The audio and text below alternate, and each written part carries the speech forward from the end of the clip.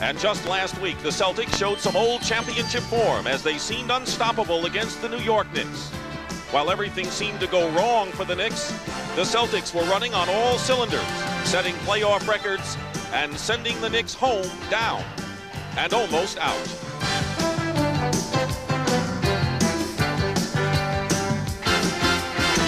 As the series shifted to another Garden and New York facing elimination, the Knicks looked to their offensive machine to save them. The franchise, Patrick Ewing, exploded for 77 points in 2 games. And a once confident Celtic team saw their commanding lead slip away as the Knicks tied the series, showing some Garden magic of their own.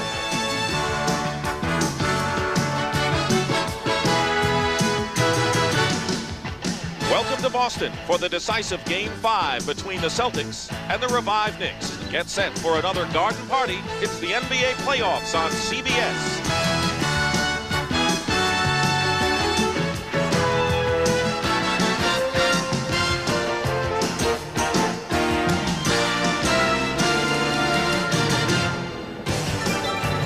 Boston Garden is packed and the fans are ready for the 5th and deciding game of this first round Eastern Conference battle between the New York Knicks and the Boston Celtics. The winner today will meet the Detroit Pistons, who are waiting in the wings in one conference semifinal, while the 76ers and Bulls will begin their best of 7 tomorrow night.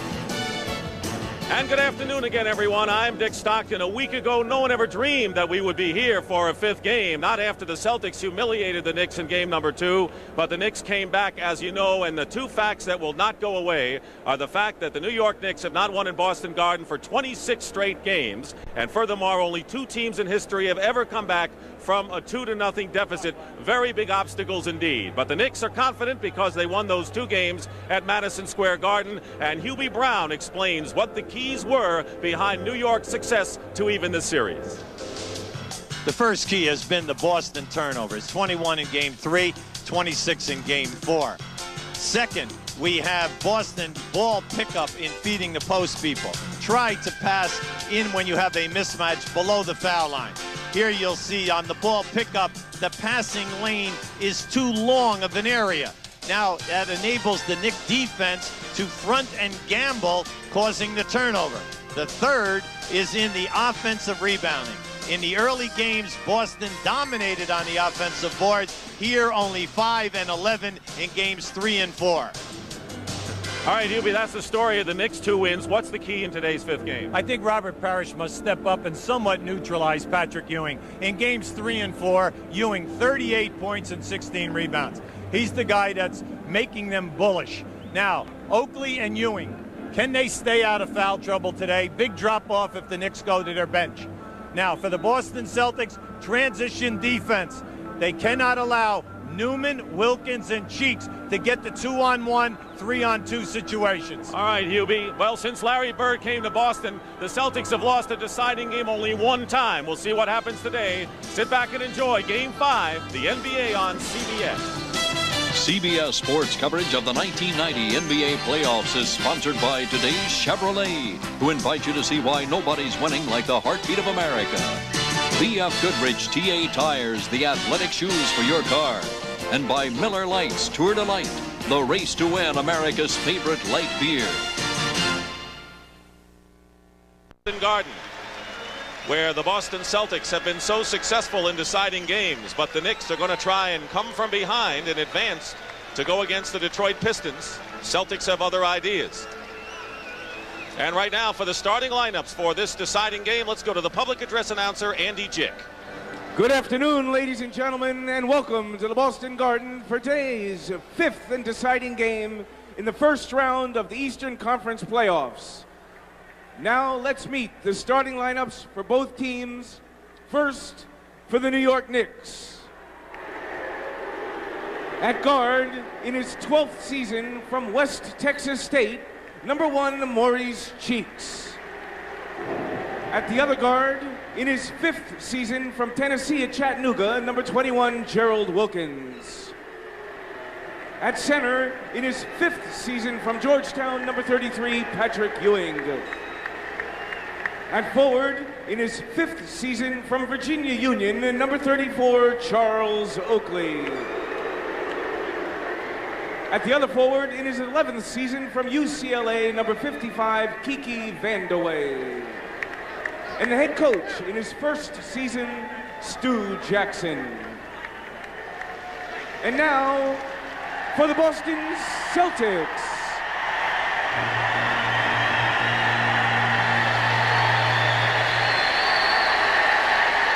At guard, in his 14th season from Pepperdine, number 3, Dennis Johnson. At the other guard, in his 3rd season from Northeastern, number 35, Reggie Lewis. At center, in his 14th season from Centenary, number 00, Robert Parrish. At forward, in his 10th season from Minnesota, number 32, Kevin McHale. And at the other forward, in his 11th season from Indiana State, number 33, Larry Bird. And the head coach in his 2nd season, Jimmy Rogers, coach of the Celtics, will be back. They're the banners. The 3rd member of our team, here's Tim Brandt. Tim? All right, Dick, one of the major problems this morning for the Knicks and Stu Jackson was whether he would have his guard, Gerald Wilkins, here. Gerald was down in Chattanooga, Tennessee with his wife, who was in labor. They gave birth to a 7-pound baby girl this morning, Jasmine. He drove immediately to Atlanta, flew here, got to the hotel at 9:15 this morning. Just talked to him. He says his main thing now is he's got to focus on the game and calm down, but he says he's ready. Dick? I bet you his adrenaline is going to carry him through this one easily, Huey. No, that's exactly what he said. He said he's on a high and he hopes he can keep it up for the big 48 minutes. Celtics in white, the Knicks in blue. And we're underway, and we're going to jump it again. The officials working in this game 5. Darryl Garretson, Jake O'Donnell, and Mike Mathis. And it's going to be Celtics ball and a violation by the Knicks. You talk about the officials, and of course every group officiates a different way, but the Celtics have to be banking on the fact that they're going to get some calls. Well, there was an awful lot of yelling and screaming in games 3 and 4 that the Knicks were manhandling the Celtics underneath in the painted area. Well, each game has its own personality because of the 3 guys who are calling it. So the first 5 to 6 minutes are going to tell a big story here today. Well, you talked about turnovers. 26 of them in the last game, and Boston does it right off the bat here. Well, the Knicks have really been given a lot of different looks in games 3 and 4. Baseline picks for Patrick. Ewing, who scored 10 early points, misses the first shot of the game. Celtics doubled him, but doubled him late that time. Well, let's see if they go into their power game. McHale, Parrish. Bird. And the rebound by Oakley gets hit. And we say that only because it's an indication that the officials may be letting them play. Double on Parrish, leaving Dennis Johnson open. The Celtics will try to find him today. Well, we all know for years and years and years, everyone says we're going to double off at Dennis Johnson. His guy will be the designated double teamer, which is Mo Cheeks. We're going to see that again today. And then what happens in game 7? Dennis Johnson usually answers the bell. Every time, almost. Quick double with Lewis helping out on Ewing, and Gerald Wilkins hits the jump shot. Well, if I'm Stu at the other end with the Knicks, I'm happy because Ewing is attacking. He is not playing passively once he catches the basketball. See, they're trying to get him in deep today. Up here in games 1 and 2, they felt that Patrick was getting the ball too far off the lane. They post up Dennis Johnson against Mo Cheeks, and Robert Parrish way off the mark. And Reggie Lewis crashes the boards for the Celtics. He was a key man late in the regular season when the Knicks played up here, and he could be a key man again. Well, he's the guy who, without any passes and any set plays, can honestly get you 25 to 30 because of his style of play. McHale is on Vandeweghe, and Vandeweghe hits. Don't forget Kiki Vandeweghe and Johnny Newman will just about split the time at small forward because of Newman's effectiveness against Boston. Well, Stu Jackson said that he's waiting for Vandeweghe to have a hot game from the outside.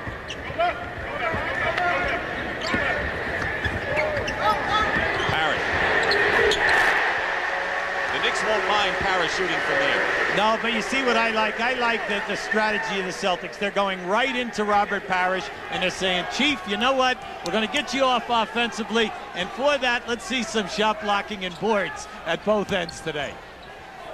Charles Oakley from the top of the key hits.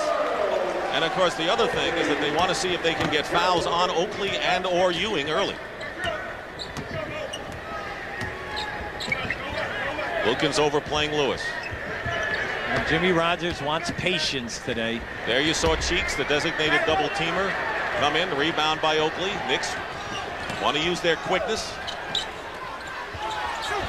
Oakley throws it away. Tied at 6, 3 minutes gone by. First period. McHale. You can see the difference in the teams. The Knicks fast break is quickness of foot. The Celtics, they come down, they try to get numbers on you. They're move the basketball.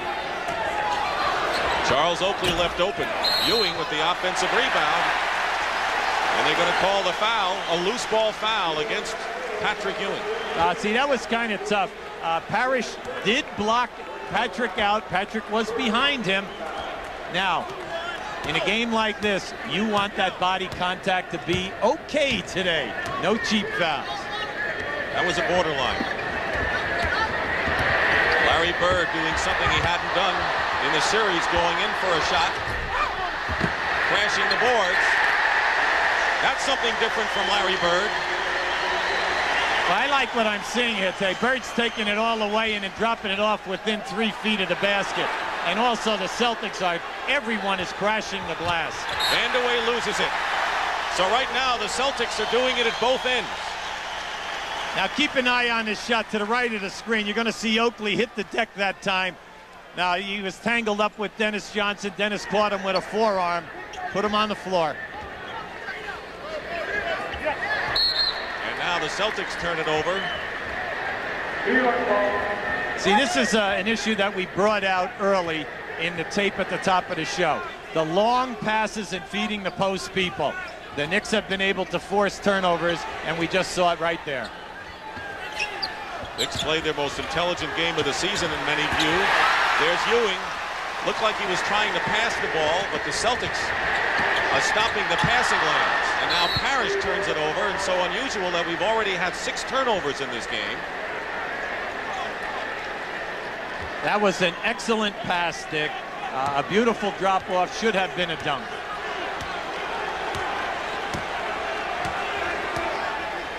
Ewing posting up. Cheeks finds him inside. Double team with the guard Lewis. Vandeweghe. Rebound by Reggie Lewis. So that's how the Celtics are double teaming Ewing at the early start. Well, they're getting to Patrick quick today. Good pass from Parrish to Lewis. Rebound by Wilkins. Cheeks is down court. There's your advantage. And there's Wilkins, one of the better open court players in this game. Anytime that the Knicks get a rebound and kick it out, the fast break is there. 3-on-2, 4-on-2. And the break and the pressure in the backcourt are all meant to wear down the Celtics in the fourth quarter. Yes.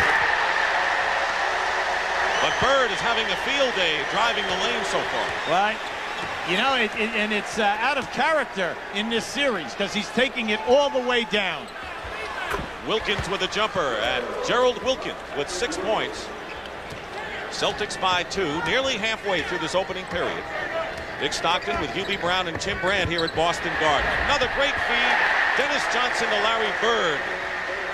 When you play Bird on the baseline, you cannot turn your head and lose sight of the basketball. And that's exactly what happened there.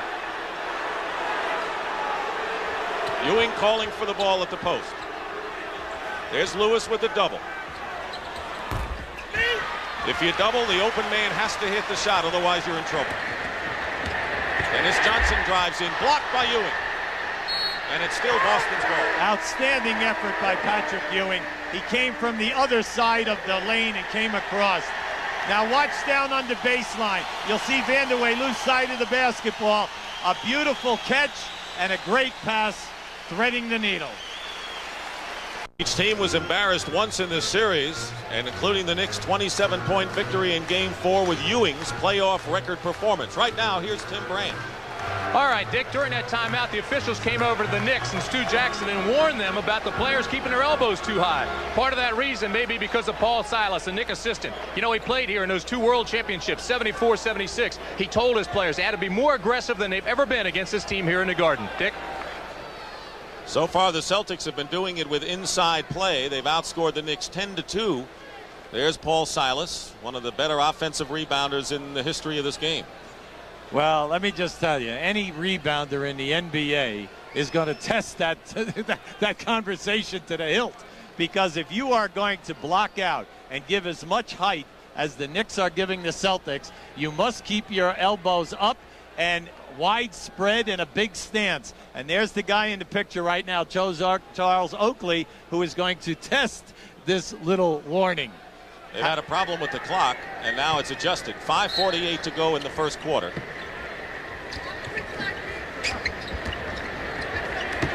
Bird goes right around Ewing. Larry Bird told us yesterday that he was going to be more offensive-minded. There's a foul as well, and he certainly has come out this way, but not with the outside shooting as you usually find. See, what I like about his game today, you'll see he just crosses over and takes Ewing. No rotation by the Knicks. Too late that time. Now, what do you like about Bird's game today? Well, as you look at the season, you know, Larry Bird only averaged 4+ foul shot attempts during the course of the year. That is unnatural for him. He's usually up around 8 attempts per game. And it's nice to see him attacking because more things will develop for the Celtics. Misses the free throw. He had hit 46 in a row in deciding games. Johnny Newman is checked into the Knick lineup, replacing Kiki Vandeweghe, who couldn't handle Larry Bird.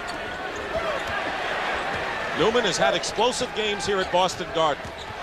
Gerald Wilkins. Cheeks is left open. Success today for the Knicks. Gerald Wilkins and Newman beating their men off the dribble, taking it all the way, or pitching back to the open man. Newman scored 24 points in Game 4 victory. Dennis Johnson.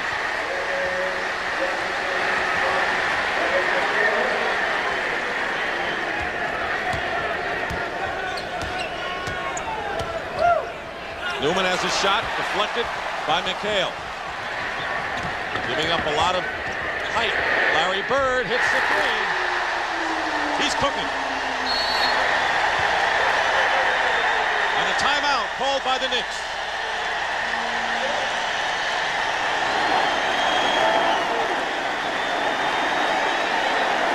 Biggest lead of the game here with 4:43 to go in the first period. The Celtics in Boston Garden have won the big one all but one time. In 1982, they lost to the Philadelphia 76ers. You remember when the ghosts were exorcised, Billy Cunningham's Sixers won. But every other time, it was the Celtics winning. And they're leading here and currently on a 9-2 run. Here's Tim Brand. During that timeout, Stu Jackson was telling his team, this is not a fair game here, so you've got to answer the pressure with intelligence. You've got to look for good shots. We're not taking good shots. We're not moving the ball crisply. He kept saying intelligence. They're going to make their runs. We have to stand up, maintain our poise, and play with some smarts. Dick? Larry Bird has scored 9 points. McHale is guarding Newman. Bird is defending against Charles Oakley. Newman now runs into Parrish and a Boston foul, and that's the first team foul against the Celtics in this game, and it'll be against Robert Parrish. Anytime that the Knicks stick to their half-court offense where they're using a lot of movement, there is no way that Larry Bird can stay with Johnny Newman when Newman is running, say, 10 to 15 feet, making a catch and putting the ball on the floor. Newman has had some big games, including a career-high 34 in the playoffs against the Celtics. He likes to play here, but more than anything else, he has the advantage of the matchups against Boston. Well, he feels that he'll just attack, take the people off the dribble. Here's the Knicks with some pressure, and they're trying to get some time off the clock as Boston tries to set up. They've been very, very successful with this. Getting them out of their offense. McHale from the corner here. That's the way to do it. Yes, I would say so. The corner jump shot is always open. It's a matter of can that person knock it down for you. Parrish already has one foul, and Ewing throws up an air ball. He hasn't scored yet. Oakley tips it in for the Knicks. Charles Oakley, who came back and started his first game this week. after suffering a broken hand. Nick foul. You'll see the Knicks really working hard here. Charles Oakley making his presence felt. Gerald Wilkins with his first, 13 foul against New York. Jimmy Rogers, he said he wanted patience today, good shot selection, and they'll be able to get the job done. Double team on McHale. Looking to get a foul on Ewing. Instead, Ewing gets a piece of it. And Oakley saves it to Wilkins. 2-on-2 now for the Knicks.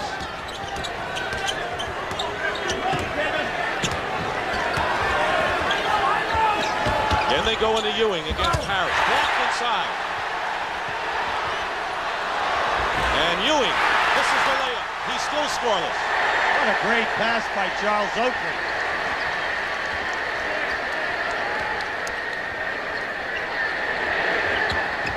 Bird driving the baseline. And Newman gets it out quickly, but a foul against the Boston Celtics. Now watch this move by McHale, trying to split it. Nice block by Patrick Ewing. See, both centers are really extending themselves defensively and challenging every shot. 3 minutes to go in the first quarter. Great feed. Oakley from Ewing, and that's a play that worked effectively in Game 4. Well, anytime that Oakley passes the ball in to Patrick Ewing, the man playing him, whether it's McHale or whether it is Larry Bird, they are immediately turning their back and going down for the double team. Oakley is cutting to the basket, and he's getting that return pass. That should be a major part of their offense today. Jim Paxson will come in replacing Reggie Lewis, who has picked up his second personal foul. And Oakley is on the line already with 6 rebounds. He discarded the cast on his left hand the other day and has made a big difference for the Knicks since he moved into the starting lineup in Game 3.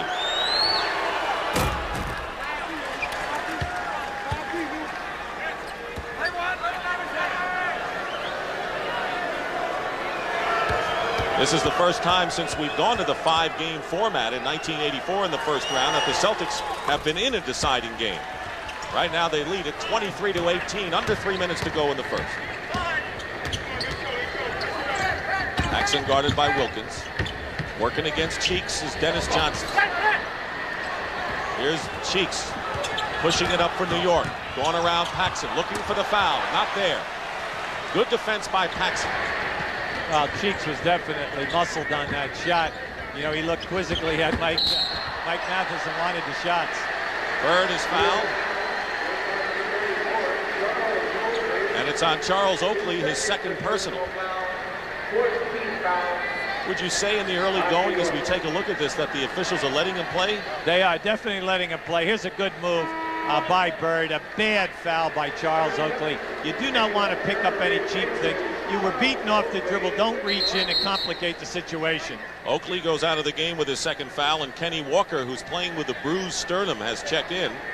Walker hit the big shot in the waning moments of Game 3. Not known for his scoring. He's in there for rebounding and defense.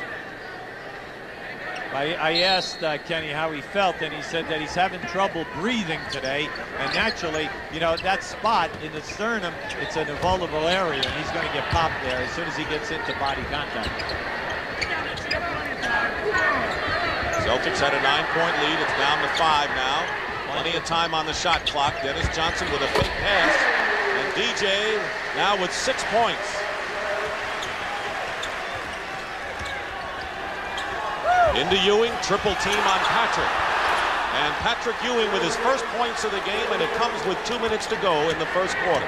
Far cry from Game 4, where he scored 10 in the first 2 minutes and 33 seconds of the first quarter. One thing we know, every game has a different personality.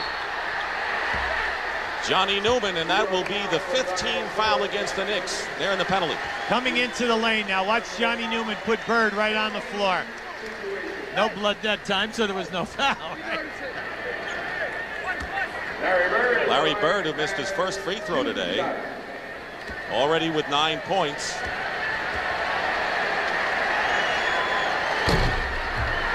In the early going, Dick, the thing that I like, if I'm a Boston Celtic coach, is that the guys are seeing the mismatches, getting the people the basketball where they can take advantage of it, and then they do have the patience, and they are getting a high percentage shot.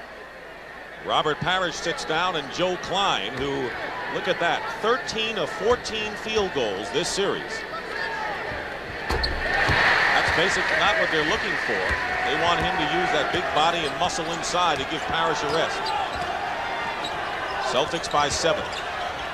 Cheeks is open. Johnson runs at him, and Mo hits it again, and it's a 5-point game again. See, Gerald Wilkins told me before the game he feels that he can make something happen if they have nothing, and he has done it twice already. Beat his man off the dribble, kick the ball out to Cheeks. Line with Walker in, and they'll call the foul on Kenny Walker. Knicks have been in the penalty. The Celtics still have 1 foul to give with 1:22 remaining in the first quarter. Well, Joe Klein, 7 foot, 270 pounds.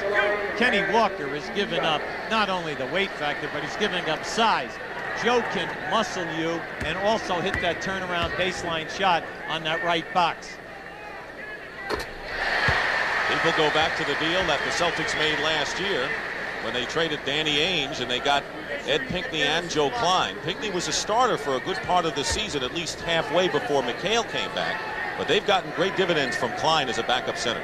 Well, where else can you give up a guard and pick up 2 frontline people at 7 foot and 6'10", and young players? Up to 7 again. Celtics have led all the way in this quarter, and now Larry Bird has committed the foul, and that is the 4th team foul. You'll see this now. Watch as Walker goes to post up. Bird's playing him on the top side.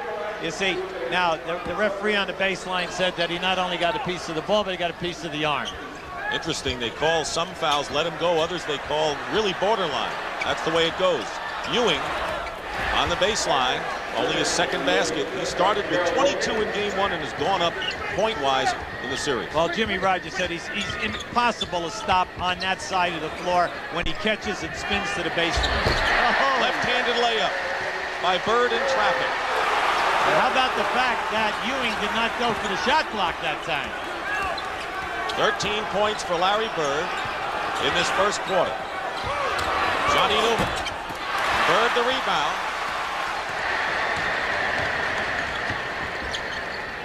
Celtics looking to match their biggest lead. And there's Joe Klein, blocked by Ewing. Knicks on a fast break. 3rd block by Patrick. This is a 3-on-2, and Wilkins travels. They had the 3-on-2. When you get that advantage, you should always get a layup.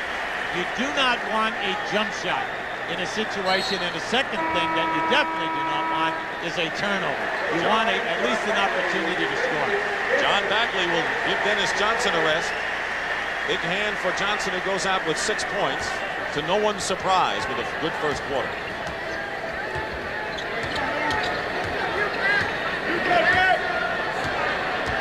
Playing for the last shot.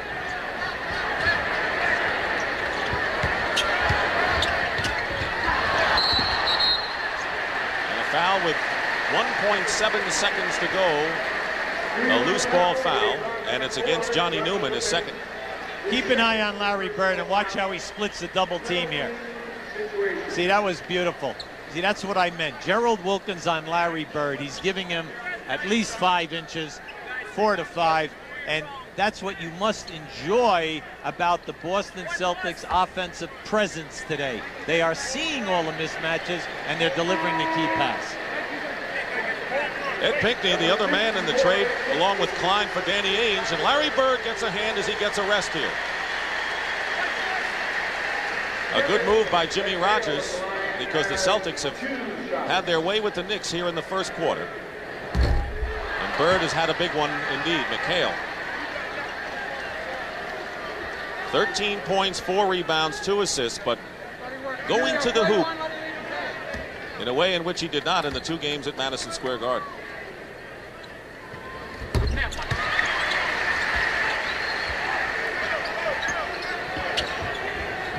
Kenny Walker. Long pass to Ewing.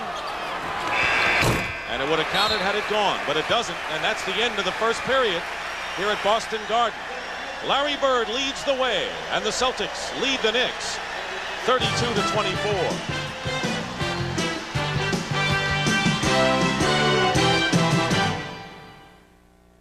90 NBA playoffs is sponsored by Gatorade Thirst Quencher. Gatorade is thirsty for that deep down body thirst. Schick, official razor of the NBA. And by Jeep and Eagle, official vehicles of the NBA. And welcome back to Boston Garden, where the Celtics lead 32-24 after one period of play in Game 5, the deciding game of Round 1 here in the 1990 NBA playoffs. Coming up later, another Game 5. Phoenix and Utah coming up from the Salt Palace, Hubie. How do you look at it? Well, I think that if Kevin Johnson for Phoenix has a hip pointer, then I would say that, you know, the Utah Jazz have an excellent opportunity of advancing.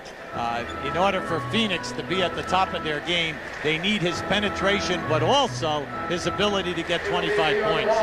There's Gerald Wilkins talking with assistant Ernie Grunfeld. So it'll be Wilkins starting out with Mo Cheeks, Johnny Newman, Patrick Ewing, and Kenny Walker. For Boston, it's Bagley and Paxson at guard. Up front, Bird, Parrish, and McHale. Well, defensively for the Celtics, they've done an excellent job on Ewing. He only has 4 points to date. 5 on the shot clock. Ewing misses the rebound, and it's still Knicks ball, but the Knicks turned it over. So that's Boston outscored New York 5-0 as a result of the turnovers. Far cry from Game 4. So Ewing is looking for the foul on that spin move. Robert Parrish is bodying up to him and then extending his arm and getting a piece of Ewing right around the elbow area. So far, it has not been called. Wilkins, who scored 6 along with Oakley to lead the Knicks, goes out, and Trent Tucker. Good outside shooter. This will be a 2-point shot, and it's good, but Tucker underway. That's the other guy Stu Jackson wants to see get going, besides Vanderway, is Trent Tucker. Well, Trent's a little cold these days, but he's playing excellent defense and picking the team up. Newman is guarding Bird. Tough matchup for Johnny. Paxson. He had Ewing in his face. Parrish gets the offensive rebound and counters. And Ewing was down court. The Knicks are simply too small defending there. Cheeks goes in to Ewing with the pass and a foul. And now they call it. And here we have working in the low post area right now. Now watch Parrish. You see how he went elbow to elbow there, disrupted Ewing's shot. Ewing immediately went right to the referee and said, "I'm getting banged." 3-second violation called against the Knicks. See, without Charles Oakley in the game, you can see the Knicks are hurting on that defensive glass. Double on McHale. Parrish comes in and misses inside. The rebound by Ewing. So far, Ewing has scored only 4 points. Walker. And a loose ball foul called against Trent Tucker of the Knicks. You could hear Trent say, "What?" Yeah, but all the way over here. Trent put his body on Jimmy Paxson, knocked him back 10 feet. Charles Oakley's going to check back in. The Knicks are going to need his muscle inside. And Kenny Walker goes out. Now, the reason why Oakley is so big here, because he is on Robert Parrish and has done an excellent job in games 3 and 4, keeping him away from the offensive rebounding.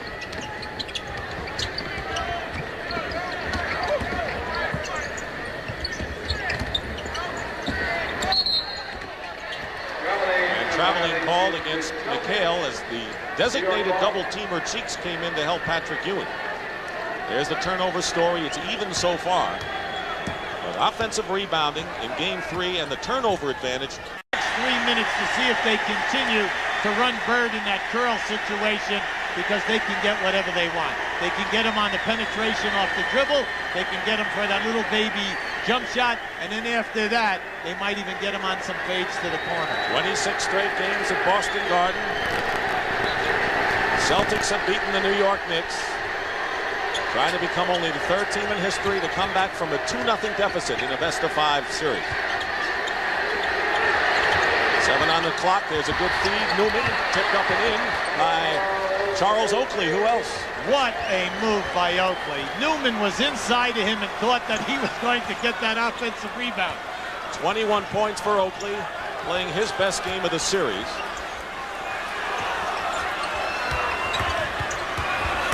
Bird again in traffic. Cheeks is fouled by Dennis Johnson. Let's see what the call is on that. Right now, let's go to Tim Brandt. Foul is on DJ. Tim? All right, Dick, quick observation. That last time out, it was all business and strategy in Boston's time and Boston's huddle. But here with New York, it was more emotional, more of a pep talk to the young players. He was telling his players here in New York, this is your moment. You're 9 minutes from Detroit. Tim, you know that's an emotional team the Knicks are. They're younger. Celtics have been down this road so many times before. An illegal defense called against the Celtics, and that'll be a technical foul. That's the second one today. Now watch as Newman takes this shot. Here comes Oakley up over the top of Newman. Excellent effort. Jimmy Rogers, who was looking for patience offensively today and has gotten it in spurts. The zone call that time. Kevin McHale is asking Darryl Garrettson over here on the side, where was I supposed to be, or what didn't I do? Darryl had great patience and explained it. Now, when you think about it, it's only the second call all day, and they're double and triple teaming. Then they're rather lucky. Yeah. Newman made the free throw. 4-point lead. Oakley drives in, and it's 97-91, and the biggest lead right now for the Knicks with 8:13 to play. See, we said anytime Oakley throws in and cuts, he's wide open. Foul away from the ball against New York. And 5 for Newman. Now watch as Oakley puts this ball in here and he cuts. He catches Bird, and there he goes strong to the basket. Johnny Newman, though, has picked up his 5th personal foul. Will return to Boston Garden. Way back to Boston. A reminder that coming up later, Game 5 of this opening Western Conference round of playoffs between Phoenix and Utah. And good afternoon, everyone. I'm James Brown. Injuries casting a bit of a cloud over to two of the game's biggest stars.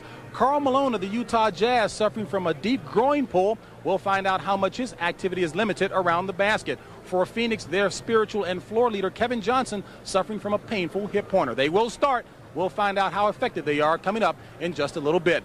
Now let's send you back to Boston for that Boston and New York series. Dick Stockton and Hubie Brown.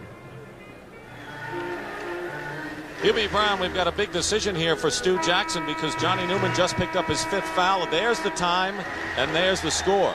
Well, here are your options. You leave Newman in, you have 8 minutes to go. But you know that he's matched up with Bird. He could foul out on the next possession. Now, you'd like to bring in Kenny Walker. Kenny Walker has an injury to his sternum, so that takes away a major option. Your third option is Kiki Vandeweghe, and that's exactly what we're going to see. Try to buy 3 to 4 minutes here, and then bring Newman back with about 4 or 5 to go. And you know that Bird's going to be going after Kiki Vandeweghe as well. Well, at both ends. The Celtics have been going to Bird. The Knicks have been going to Ewing. Go to your pressure people and make it happen. McHale double team. 13 on the shot clock. Parrish in the low post. Dennis Johnson is wide open. Nothing surprising there. Dennis Johnson with 14 points. And you know, when he scores around 15, normally that strategy fails because he's hitting it. Absolutely. Because then what happens at the end of the game, you know, you fail the double team because you want to stay close on him. Let's give him his due. He's knocking him down. Ewing. Parrish defending. That was good defense that time by Robert Parrish. Look at the Chief, the old Chief. Running down the court. Reggie Lewis goes in. And they'll call the Knick foul as Ewing hits the deck. And it's on Patrick, his third. Now watch as Patrick turns, how the Chief gets right up where with the closest arm. A lot of players in that situation try to block it with their right. But you get up in there with that left arm. That's what Robert's been doing all day. He's close to Patrick, and he's applying a lot of pressure.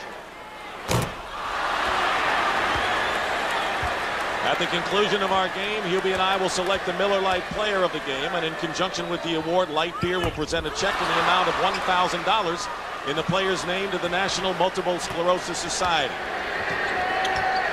Lewis is 3 for 7 from the line today. Knocked away. Good defense. 3-on-1 fast break. Taken away by Maurice Cheeks. And this is going to be a 2 for Oakley. Big play. Boston, good defense one end. They miss a 3-on-1, and the Knicks now lead at 99-93. See, you can't get bent out of shape. The Celtics wanted a foul. New York wanted a foul at the other end. Right? That just canceled out. That's why at this time in the game, you just got to play, baby. Lewis over Tucker. Other than the free throws, Reggie Lewis is having a terrific game offensively with 15 points. So uncharacteristic of the Celtics. They break the league record, 83+% on the foul line. And today, it's been their Achilles heel. Bird even missed one. There's a turnover, knocked away. Celtics.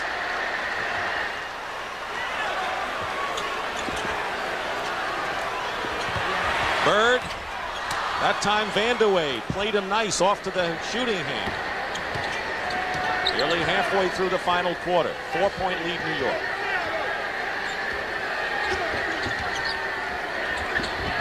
Won't let Tucker get off the 3. Plenty of time here. Just take your time. Tucker fires. Misses the 3. Long rebound. Parrish. The Celtics aren't exactly walking it up. Well, you know, it's interesting. Kevin McHale has not really been included in the offense in this half. Down low, like right here. Let's make things happen. Dennis Johnson. Hey, if the Celtics win this game, Dennis Johnson's got to be right near the top for being responsible. Timeout. New York. And the lead is cut to 2. But you know, when your designated double teamer is Mo Cheeks, Dennis is open. Now watch this from the rear. There, they just knocked that ball away. Tucker, and then presence of mind, look down the floor, get the easy dunk.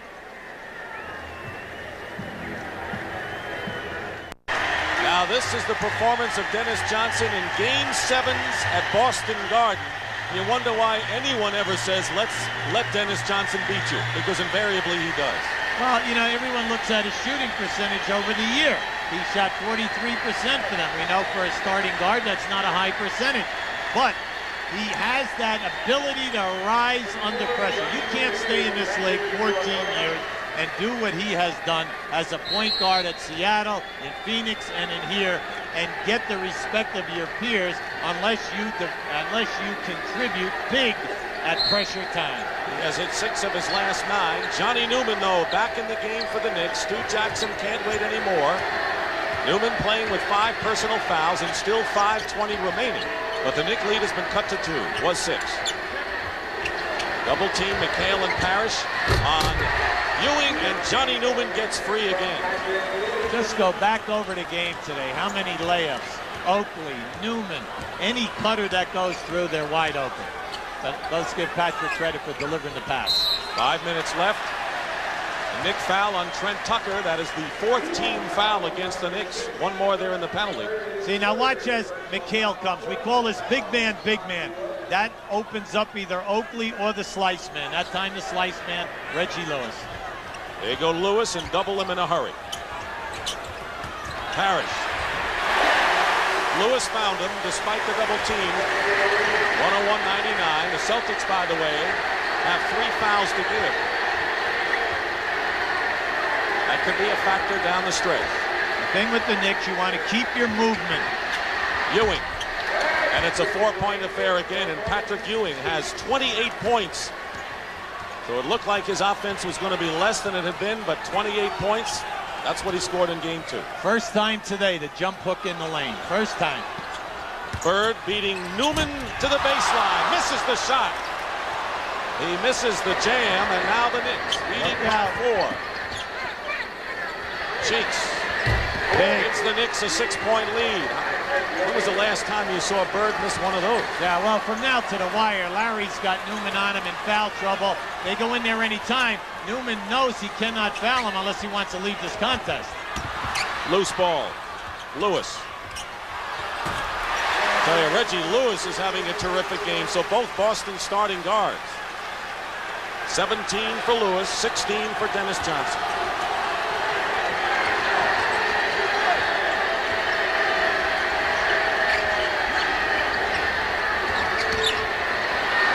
Cheeks again, and Cheeks again. Maurice Cheeks with another jumper, and Mo has 19. What's Stu say? He gives you IQ on the floor. He doesn't talk much. All he does is demonstrate to everyone else. 8 out of 10 from the field for Cheeks. Dennis Johnson passes up the shot with 10 seconds on the clock. Bird. Rebound by Charles Oakley. 14 for Oakley. See, Mo Cheeks is yelling, go, go. He's trying to put, but the two big guys who are working, Ewing and Oakley, are really tired. Newman for 3. A big one. Johnny Newman with a 3-point basket, and the Celtics trail now by 9, and a timeout called by Jimmy Rogers with 2:51 remaining.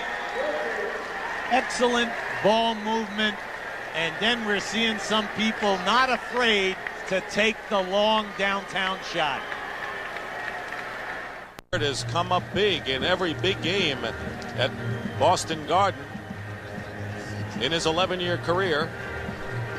But this was an unfortunate one right here for the Celtics. Well, this is a great quick move. As he comes up on the opposite side, he misses the dunk. Now, we know that that's a part of what's going on, but their transition defense in the last 3 minutes is really killing them. The Knicks are getting the odd number. Right now, Tim Brand. Timmy? Dick, one of the big concerns in the New York huddle that time was Patrick Ewing. He sat in this chair, and as he sat down, it just gave way. He fell and almost got hurt. He banged his head on the floor, but he's back up and everything's all right. Now, Stu Jackson's just giving his team a lot of reminders. Remind them to run to the ball, hold it, and get it back. Right now to you, Dick. There's the timeout story. Boston with 2. The Knicks have 2 plus a 20. The lead is 9 with 2:51 to play.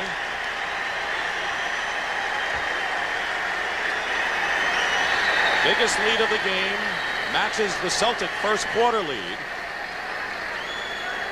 Look at Maurice Cheeks, 6 for 6, as the Knicks have shot 72% in the second half.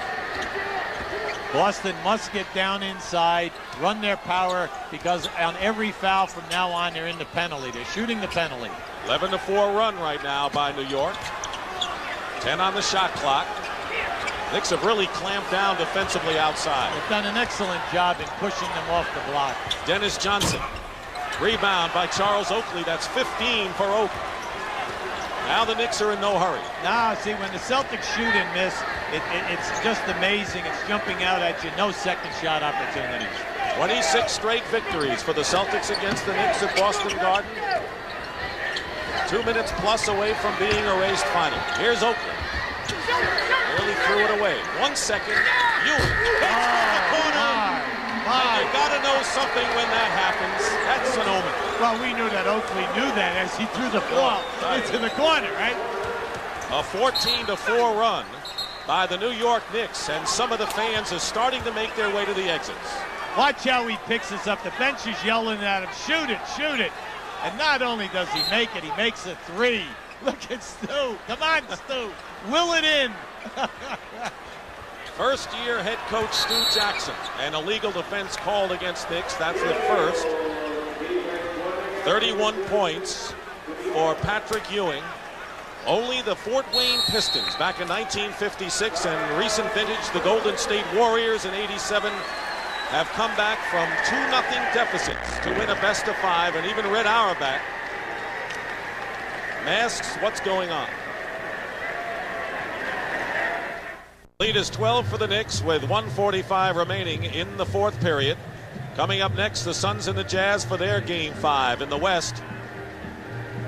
And a lot of the fans are making their way to the exits as the Knicks, who are a minute and 45 away from a tremendous triumph in a series, coming from behind against the Celtics. And you know, Hubie, when the Knicks didn't get down after that 9-point deficit in the first quarter and came back, I think they grew up in a lot of ways in that sense. Well, I think the key was how strong Patrick Ewing came out in the third quarter, and then how it was picked up in the latter part of the third quarter by Mo Cheeks.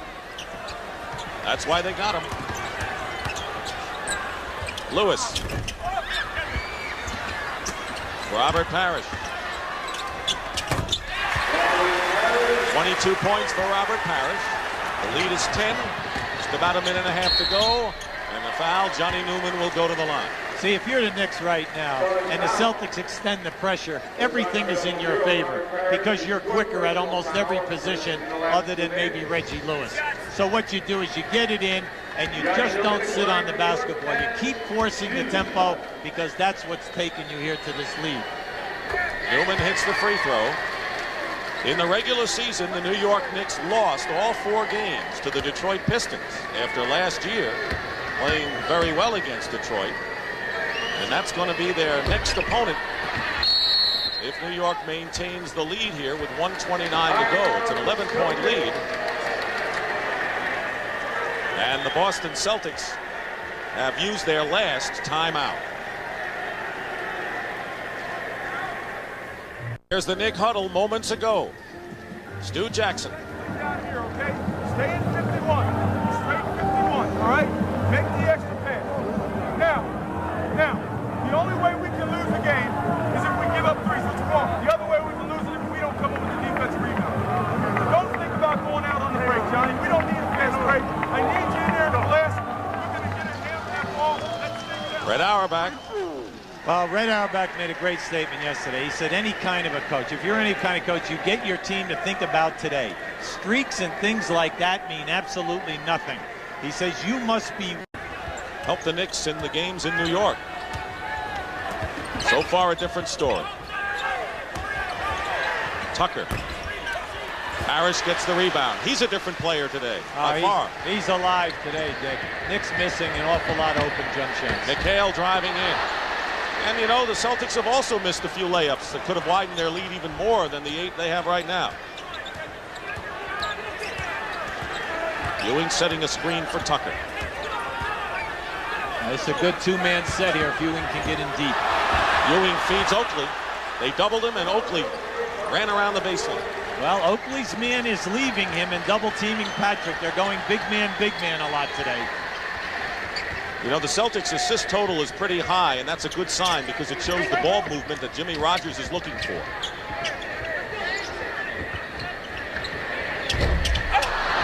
Parrish puts it in on Paxson's miss, and he's camped in underneath. Knicks push it back. Newman off the glass. I tell you, since Sam Jones of the old Boston Celtics, I've never seen a guy bank the ball in from that angle so far away from the hoop. Bird picked up. It was a pick and roll. Ewing picked him up nicely. 7 on the shot clock. Knocked away. 3 seconds now. Bird fires from 3. Tipped away, and it'll be Knicks ball, but the Knicks played that half-court defense as well as they've done in this game. Doing an excellent job. Keep an eye on Ewing now. Watch him going into the triple team and yet being able to deliver the pass beautifully. Well done.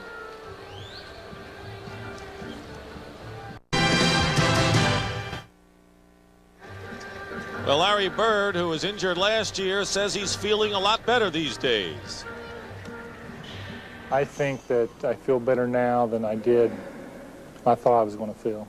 I thought I was going to have a lot more problems this year, so I'm excited about being able to do the things that I did this year, because when I came back from surgery all the way up to training camp, I still had a lot of pain. And once we got started and going 2-a-days, I thought, hey, I don't know if I'm going to be able to make it through a season or not. But all of a sudden, they started feeling really good. Earlier in the season, I was trying to get it back too quick. I was forcing some things, but as I settled down, and as I started thinking about it over the All-Star break, I came back and shot the ball better, but I still have trouble making a move and having a lot of confidence in my shot. And the way I play the game is if my shot's going, everything else comes real easy. Well, he has shot 5 for 8 so far, and there you see the top active playoff scorer, Larry Bird. But yesterday he was nursing a jammed thumb on his shooting hand that was heavily wrapped after practice. Yeah, and we said to him, you know, what about the shooting, Larry? He said, look, I could shoot over 52% if I wouldn't take so many threes. I'm only shooting 33% from three-point land this year. Reggie Lewis in the backcourt. Joe Klein in also for the Celtics. Illegal defense called against Boston. That's the first one. So Klein and Parrish are in the lineup at the same time. I like that move because Right now, Boston has 7 offensive rebounds already in this game. When you look up, you see they only have a 6-point lead, so you know they want to continue this banging in here. McHale on the bench with 5. Ewing comes in again. Patrick Ewing got off to a slow start, but now he has scored 6 points. Has a bundle of blocked shots and becoming more of a factor. If the Knicks will just take care of their defensive rebounding and then push the ball, force the transition game, you know, they're going to be all right here today. There's a turnover, and the Knicks have it. Down by 4, can cut it to 2 with less than 8 minutes to go in the second quarter. And Johnny Newman, doing what he likes to do here at the Garden, makes it a 2-point game. Asked him yesterday, what do you try to do? He said, I love to go baseline. I love to attack the rim. And he said, I've been able to do it in the Boston series. Nearly another turnover. There are those long passes. Hubie, when can you tell whether the fatigue factor could be starting to play on Boston? No, not right now. The pace has been a Boston type of a pace, Dick. But I think if the Knicks will keep it up, it would happen in the last 6 to 7 minutes of the ball game. Go behind Bird, so now Boston's turned it over twice in a row. Knicks are in a position to tie this game. Trent Tucker is open for a 3 or better, and it's better, and New York leads for the first time today. See, Trent has come in, hit a couple of long perimeter shots, playing good defense on Reggie Lewis. He's given him a shot in the arm. 9-0 run by the Knicks here to take their first lead. Larry Bird misses a 3, Ewing the rebound, and the Knicks have all of a sudden taken over center stage in this one. They were down by as many as 9 in the first quarter. They go into Ewing. Good fake on Parrish. Nice. Rebound by Oakley, and he converts, and Jimmy Rogers has to call a timeout. That was the first time today, Dick, that we've seen Ewing not turn and throw that fadeaway jump shot. He's showing excellent moves. Now here we go now, into pass inside. Now this is the high, they call that the up and under move. Get that defensive player up in the air, step underneath him, and make your strong move to the basket. What does Jimmy Rogers do to adjust? We'll find out when we come back after these messages. Hubie Brown, 11-0 run by the Knicks right now to take a 3-point lead. How does Jimmy Rogers try to stem the tide? Well, first he looks at it and he sees that they are only 2 for 8 from the floor. Plus you add in 3 turnovers, which are allowing the Knicks to get out and get into the transition game. Now, in the first quarter, we had the Knicks in transition, but the Celtics were back, and they were playing them well, and they would double-team Ewing quick. But in this quarter, what we're seeing now is that they are breaking them down off the dribble, Dick. Tim Brand.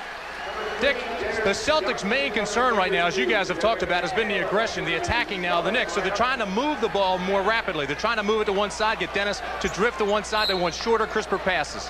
That's the story, Tim. You're right on the money there, because Jimmy Rogers says shorter passing lanes, more assists. Meanwhile, Kevin McHale is checked in for the Celtics along with Dennis Johnson. So he's going to his starters again, Jimmy Rogers. Bird has it blocked. That's 4 by Ewing, but it's Larry Bird on the recovery for 15 points now. Not only was it blocked back to Bird, but he never put the ball on the floor. He had the presence to keep it up because he knew if he put it down, Ewing would have been right on him. And the throw pass, Oakley was muscling inside against Larry Bird. So we know that the Knicks, every time they're down the court, they look for either Ewing or Oakley on the post-up. Playoff basketball, you must be able to get the ball to your key people in their pet areas. And we're not seeing that this quarter for the Celtics. I was about to say that might be a force for Reggie Lewis.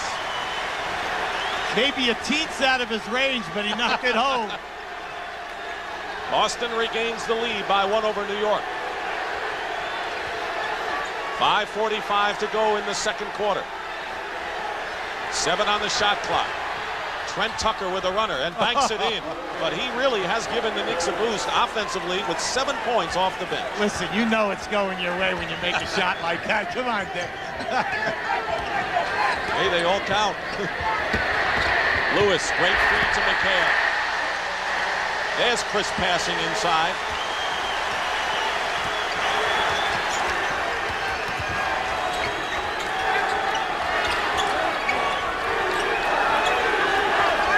Tucker now low into Ewing. Oakley. They ran that 100 times, and now it's starting to work for them again. See, any time that Larry Bird is on Oakley, you know that as soon as Ewing makes the catch, Larry is leaving Oakley and going. And I like what Ewing is doing. He is picking out Oakley right away for the easy layup. Dennis Johnson with Parrish setting the screen. Oakley the rebound and a foul. A loose ball foul against the Celtics. Here we have now. Watch the penetration. Patrick steps up. Beautiful dish there by Reggie Lewis. Robert Parrish has chalked up his second personal foul. Team fouls of 1 and 1 here in the second quarter. Johnson on Cheeks. Again against Parrish is Ewing, who takes too many steps. A big hop there after he had already dribbled. See, that's a tough angle, I think. You pass the ball from the top of the circle to a guy who's to the left of the lane. When he makes his catch, you see, sure you can't double team him, but he's at your mercy because of the angle. Celtics maintain possession at the other end. Ewing has 6, and Charles Oakley with 12 points. Stu Jackson told us yesterday, he says, I'm as excited as the players here. I'm not going to be cool about it. I'm not cool. Well, I'll tell you what, to be in that stance that he was just in, he's unconscious a little bit. Larry Bird. Johnny Newman talked about how tough it is guarding Bird because he's got a million moves. 17 for Larry Bird.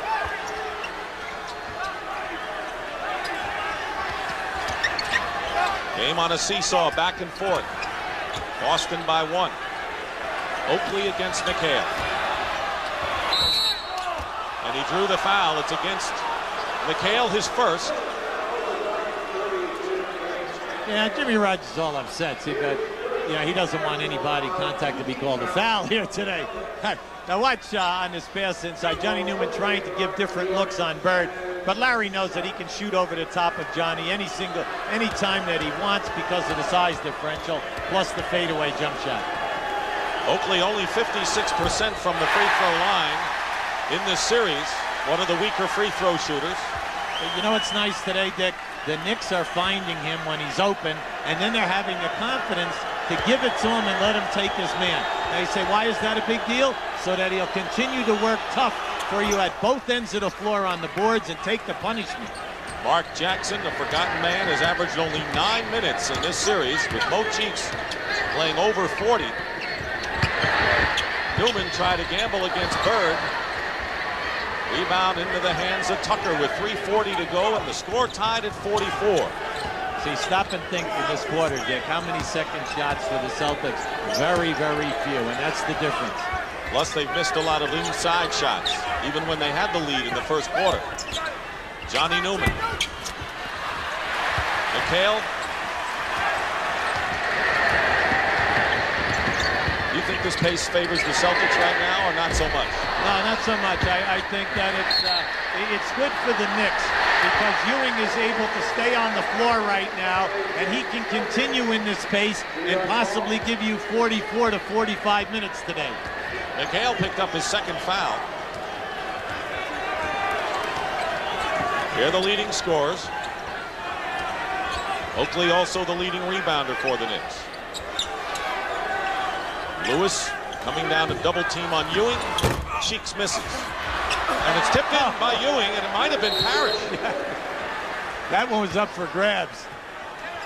I think Robert Parrish tipped it in for the Knicks inadvertently, and it gives New York the lead. Boston led by 9 in the first quarter. The Knicks came back on an 11-0 run to take a 3-point lead here in the second. Lewis, basket counts, and there's a foul as well. See, this is the guy that I would like to see included more. Now Stu's upset. He didn't want to foul that time, but Reggie Lewis can beat any of the Knicks off the dribble and get his shot. Guards in a moment. Pat O'Brien in New York City with a reminder that coming up on the Prudential at the half, we'll check in at Salt Lake City where Phoenix and Utah are preparing for their 5th game. Meantime, out in Chicago, it's another day at the office for Michael Jordan and company, who are working out for their opener against Philly tomorrow night. We'll talk live with Bulls coach Phil Jackson, and we'll also drive down the lane, memory lane, with Earl Monroe. All that and much more at a familiar place, the Prudential at the half. And Hubie Brown I remember when I was covering you back in '84 when you coached that great 7-game series, you used to have a tuna sandwich before every game, and I arranged to have one there. I hope it got there. Don't worry, Pat. It arrived on time, okay? Here we go. We're going to save it for after the game because Hubie doesn't speak that well with his mouth full. Patrick Ewing was criticized this week after the 2-0 lead by Boston. First time since he's come to New York, really, because maybe his lack of effort to get into position. Look how he answered them. Well, anytime that you go for 38 points and 16 rebounds in 2 games, and then how about the 7 steals? Only 1 steal away from the NBA playoff record. You know, so you know that he answered the bell. I like what Robert Parrish had to say about him. Robert said he's a better player today because he's more intense at both ends. He has a variety of shots and just doesn't throw the fadeaway jump shot. He gives you the jump hook now, and the spin move on the baseline is the toughest thing for me to guard. High compliments. And, you know, that's from a guy who doesn't really give him out much. Oakley has his 10th rebound with that one. They took a foul away that was given to Kevin McHale, called it a violation, so right now Kevin has 1, each team with 2 team fouls, with less than 2.5 to go in the first half. Tied at 46. Gerald Wilkins back in for the Knicks. Lewis ready to double. Here it comes, and it works. And on the turnover, Celtics trying to untie this game as we wind down to 2 minutes to go in the half. Celtics have had all kind of fast break opportunities, but they are not delivering 2-on-1 or 3-on-1. Parrish gets the pass at a good spot and beats the smaller Knicks inside. The Chief has 10 points. Far cry from what has been a disappointing 2 games in New York. McHale on Newman. Oakley. Parrish kind of gave him the shot, and it was deflected. Excellent anticipation by Parrish. That's his 3rd block. Beautiful. Bird to Parrish, rolling to the basket as good as he could do. The greatest passer that I have ever seen in pro basketball at the height of his jump and making it was a guy by the name of Rick Barry. And now Larry Bird is right at that level because you must play them for the score, and then they have the presence of always giving the ball up to a guy for an easier attempt. Look at this pass. What beautiful recognition. A 20-second timeout called by the Knicks. Everyone freezes and Parrish going to the basket. Bird having a big game in every aspect. 2nd all-time passing forward, and he had averaged 11 assists in this series until game number 4, when he only had 5. Well, it's a little unfair for Bird, you know, to be behind John Havlicek, because John, at the end of his career, played the 2nd guard position for many, many years. Bird also had 18 rebounds in game 1, so you can't measure what he does just in the scoring department, although he leads all scorers with 17. Celtics by 4. Wilkins. This from the top. Reggie Lewis pushing it up. Dennis Johnson. 6 points now with under a minute. That was one of the few times today that the Celtics have pushed the ball once they arrived at half court. They've been just happy taking it down slowly. They've scored 6 in a row, and good defense inside by Parrish and Lewis. But the Celtics, in their effort to get the ball up court quickly, turned it over. Now Jimmy Rogers really upset over there. He saw that they had an opportunity to go, but you know, you try to tell players, don't leave and get out on the break and lose sight of the basketball, because who are we going to pass the ball to? Oakley gets hit inside. Now let me ask you this. Now, yeah, Ewing doesn't have that many points today, but he is really finding the free people today. He is making the beautiful pass, and especially to Oakley anytime that he makes a cut. Well, if you're asking me, I'll agree with you. He is, and that's really been a big part of the Knicks offense today. And it's nice to see, because it's a young ball club, because it will open up other things for them in the second half. Well, Oakley hits the free throw. Reggie Lewis is out, and Jim Paxson checks back in for the Celtics. Oakley with 14 points, and that's because of Patrick Ewing's passing skills in his first half. But you always tell big people, when the guy leaves you to double team, always go to the front of the rim. If you don't get the pass, at least you'll be there for the offensive rebound.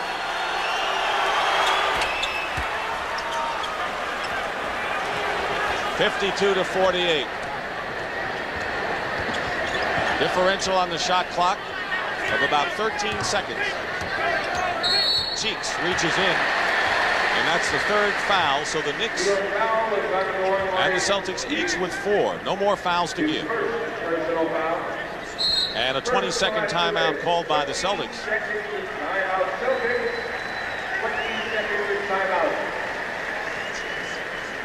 Western semifinal underway yesterday. Portland Trailblazers, who are without Kevin Duckworth.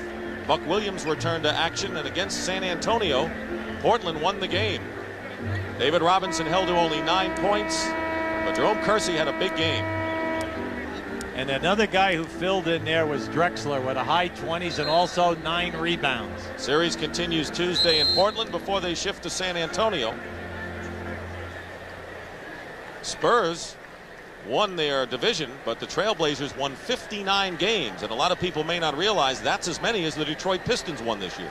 You know what was nice also, Dick, was yesterday that Buck Williams played major minutes, even though he had the eye injury, and he still came up with 17 points and 6 boards.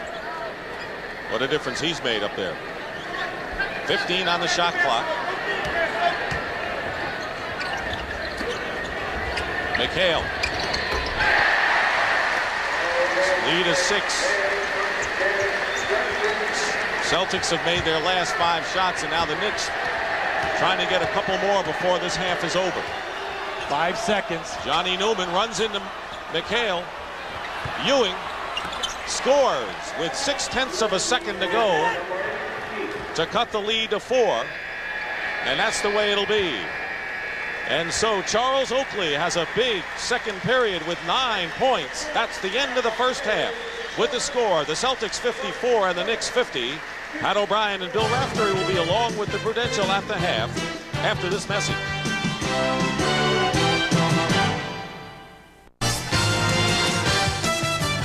CBS Sports presents The Prudential at the half.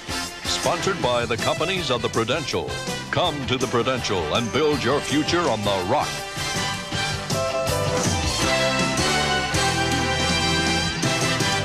And our score at the half, New York and Boston, the Celtics lead by 4. And hi again, everybody. I'm Pat O'Brien along with Bill Raftery, and welcome once again to the Prudential at the half. And Bill, Larry Bird was not kidding when he said he was going to get more involved offensively. Well, he's really done some amazing things, I think, in his penetration right now. He's got the ability to bounce and beat people, and it really creates havoc for the interior defense of the Knicks. Here he blows by Patrick Ewing and the ability to switch hands and, of course, the kiss. Great adjustment on the shot there at the end. What are the issues for the Knicks in the second half? I honestly think that Patrick's being doubled a lot more than he was in the first game. I think they have to go to him. He's got to recognize the double, kick it back out, and reset. 1, they might get an illegal D, but 2, you can't double him again. He's got the quick move. Anyway, you look at a heck of a game. Coming up later today, we have another decisive 5th game for you. Phoenix and Utah out west. James Brown and Tommy Heinsohn will call that one, and they have more now on the Suns and all that jazz. Here's JB. All right, Pat, thank you very much. In the background, the Salt Palace being bathed in sunlight on a simply scrumptious afternoon here in Salt Lake City, Utah. And good afternoon, everyone. I'm James Brown along with Tom Heinsohn, where later today it'll be the 5th and deciding game between Phoenix and Utah. And, Tommy, a marquee matchup in the backcourt, Kevin Johnson and John Stockton, 2 premier point guards. Well, if you think the NBA is just big guys banging, forget about it, because these little guys provide the fun of pro basketball. Lots of quickness, lots of good passing, and lots of good shooting. So far, the stats show they're pretty even. So this game represents bragging rights in the little man community. A lot of the offense originated by these 2 guys, Tommy. Kevin Johnson really represents practically all of the offense for the Phoenix Suns. John Stockton is the leader on the floor. He can score, but boy, can he dish them off. And the big guys love to run with him. So a premier matchup in the backcourt, and the winner of this contest moves on to meet the team waiting in the wings, the Los Angeles Lakers. Now let's take you back to New York to Pat O'Brien and America's guest, Bill Raftery. Ooh, but he's such a good guest. The Suns and the Jazz, like the Knicks and the Celtics, they are playing for all of the marbles. We spare no expense here on this broadcast. People have said you've lost yours. Yeah, you can use those yourself. Speaking of shooters, we'll catch up with one of the greatest, Earl the Pearl Monroe, and his teammate Phil Jackson, as At the Half rolls on from the east bank of the Hudson after a commercial. And a word from your local stations. Stick around, it's Playoff Sunday.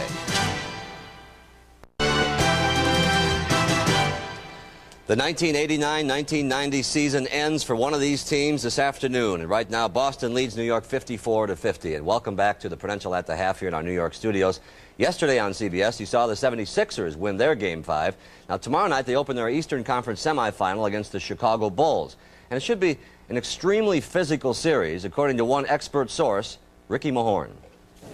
Right now, I'm savoring this first round. You know, we got to go in Chicago and play Monday night. It's going to be a war, and we just have to go in there with our shield and our armor gear and just go in there and play. And joining us live from Deerfield, Illinois, where the Bulls are winding up a practice session, is Chicago coach Phil Jackson. Phil, those are fighting words from Rick Mahorn. How are you going to control thump and bump and Barkley in that crowd?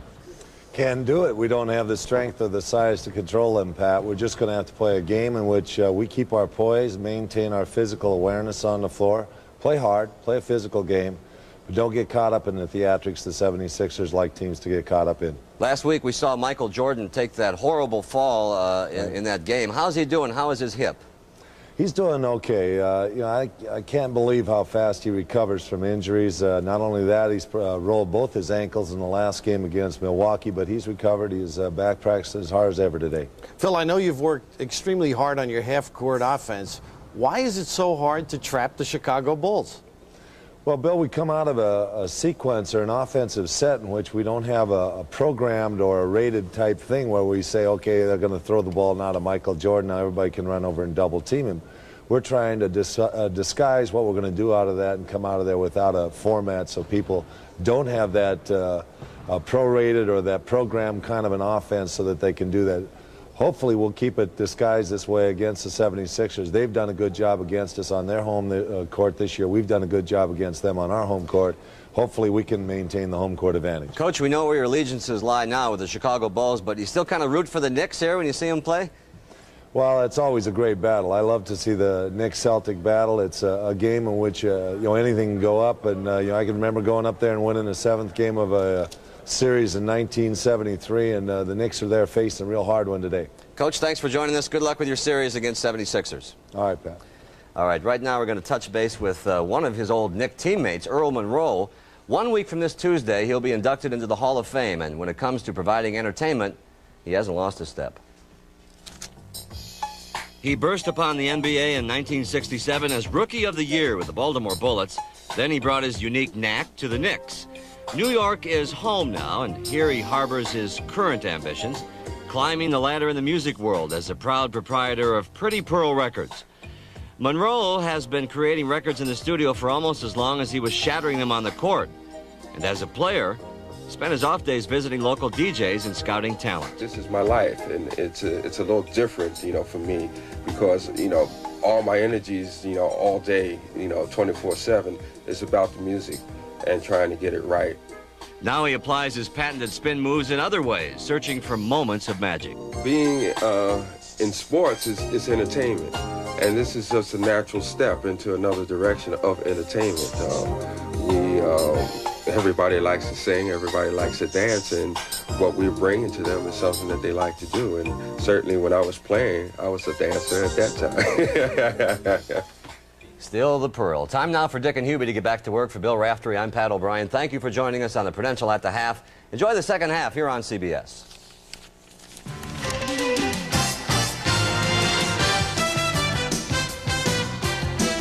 The Prudential at the Half has been sponsored by the companies of the Prudential. Come to the Prudential and build your future on the rock.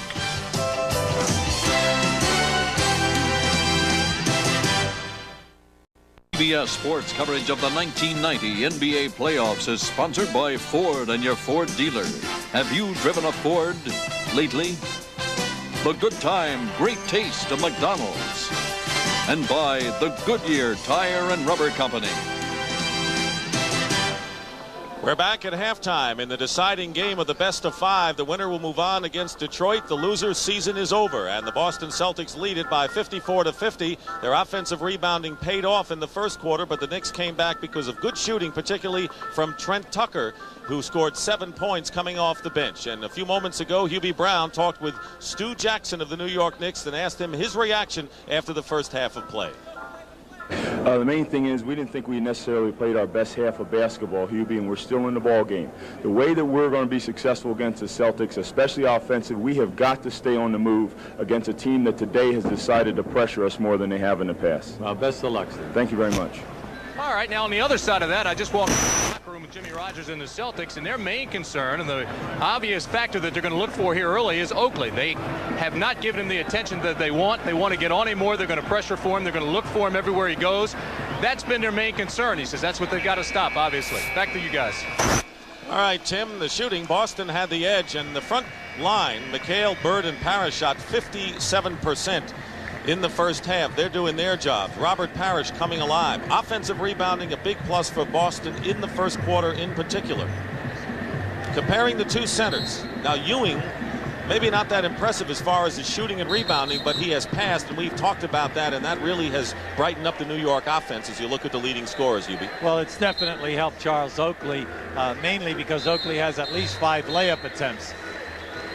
The thing that I find interesting in the first half, the referees have decided to allow these two centers, Parrish and Ewing, to play. Now, why do I say that? Ewing had 14 shot attempts, Parrish 9. Neither center has taken a foul shot. That is a big statement. Boy, that really is. Foul trouble, nobody in the game has 3. Larry Bird with 17 points.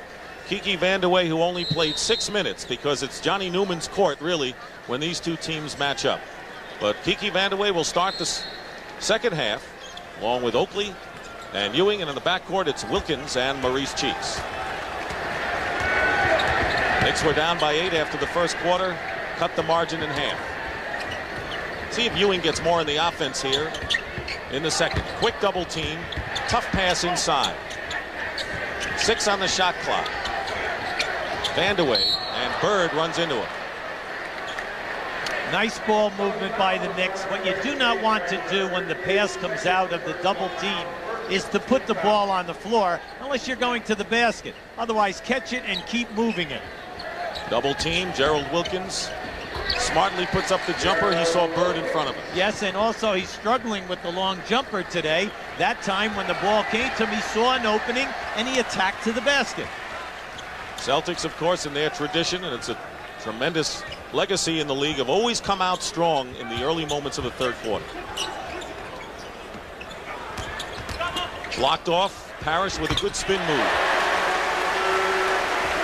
Robert Oakley is taught to take away the Chiefs' right hand, and he did that time. Ewing with a jumper. See, what I like if I'm Stu Jackson, you're in this game and Ewing was 5 for 14 before he just hit that shot. You got to feel that the horse is going to get hot in the second half. You're Stu Jackson. You like being in this 5th game after last week. Absolutely. Parrish double team with Ewing and Oakley. Tipped away, and a good play by Wilkins. His quickness. Now here come the Knicks. Getting back is Lewis. Great pass inside to Kiki Vandeweghe and Gerald Wilkins at both ends. Well, Gerald feels, he told me, that he can put it down. And he honestly feels that, especially in the open floor, that he can create and get the shot or make the pass. Should come to every game at 6 in the morning. Yes. Huh? Larry Bird misses his first shot of the second half, and there's Wilkins again. Knicks trying to make the older Celtics run up court defensively. And a pushing foul from behind. If it's on Parrish, it'll be his 3rd.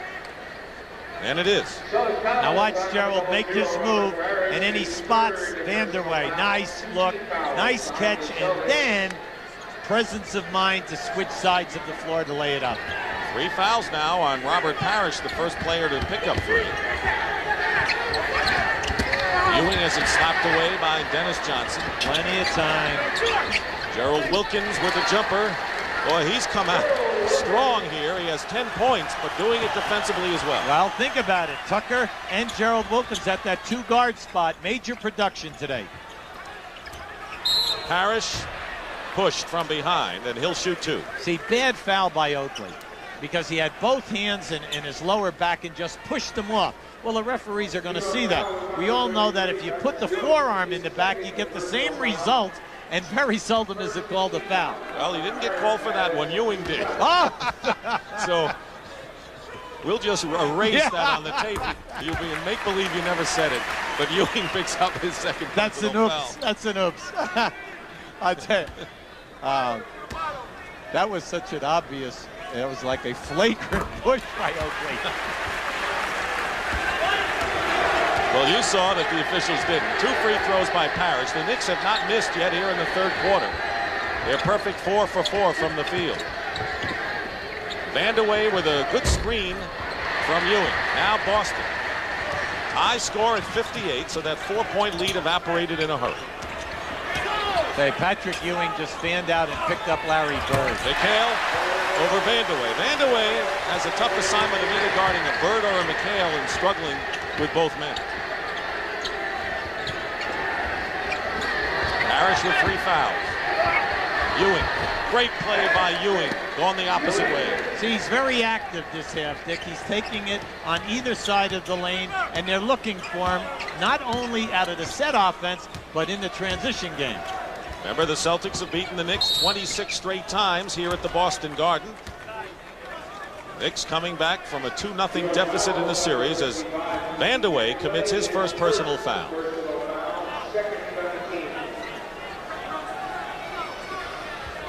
Larry Bird yet to score here in the third quarter. More than 3 minutes gone by. Great pass behind his shoulders. Parrish. There's that offensive rebounding that really gave Boston the big boost in the first quarter. Well, Newman is playing Larry on that little pick move, that curl. He's playing behind him. Larry knows that anytime he catches, he can get inside the Knick defense. They're isolating Gerald Wilkins for the moment. Ewing, top of the key. He knows the rims here. Well, he went to high school here, didn't he? Oh, well, sure. It came with the air that he breathed. Is that what you're telling me? No, the main thing is that he's playing big this quarter. He's coming out shooting and knocking him down. 6 points already for Patrick. He's inside. McHale gets the basket and a foul and elbows Oakley after the shot.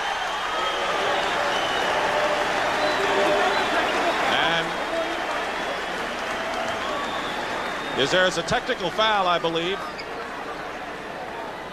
Let's keep an eye on this now. Here's McHale, Reggie. I think. Now there's your nice move. There it is, hard foul, and then naturally the bump off. Yeah, he's just sending Oakley a message. He's going to tell him, look, hard foul. I'm gonna give you a little bump in return. But the referee interpreted that as a swinging elbow. The foul is on Oakley in any event. That's his third. So Oakley and Parrish each with 3 fouls. But McHale is on the line, so technical foul is called against McHale for the elbow. He makes the free throw for the 3-point play to give Boston the 3-point lead, and now the Knicks will shoot. Well, naturally the referees did not want to allow this game to get away from them. And that was the first time that we've seen a flagrant elbow go out and make contact today. And they were right on top of it. Excellent call. Cheeks getting the explanation from Mike Mathis. That's the most I've ever seen Maurice Cheeks talk at one time. 2 shots for Oakley. Because of the elbow, it's 2-shot. Technical.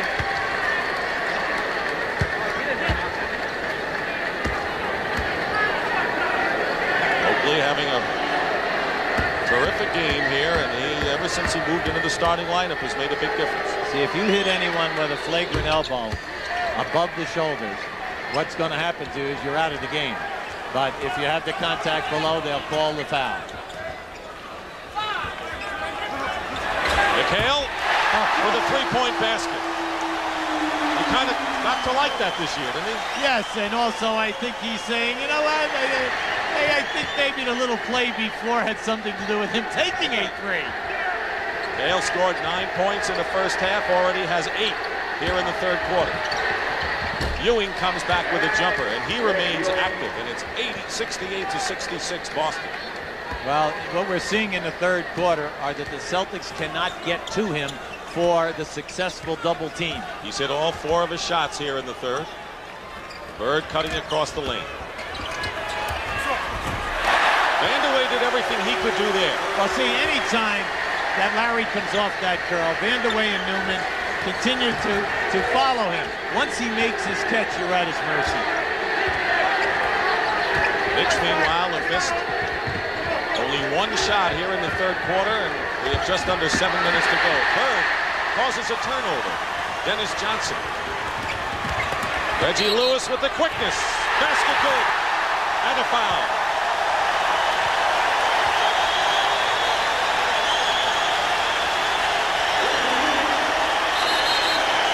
Now this is Reggie Lewis at his best. You must come out on him.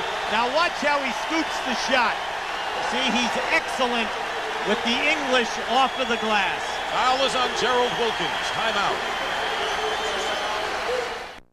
Now watch Larry Bird read this pick. As Bird comes off, he comes shoulder to shoulder with the pick man. Now right there, you'll see that Vandeweghe is picked.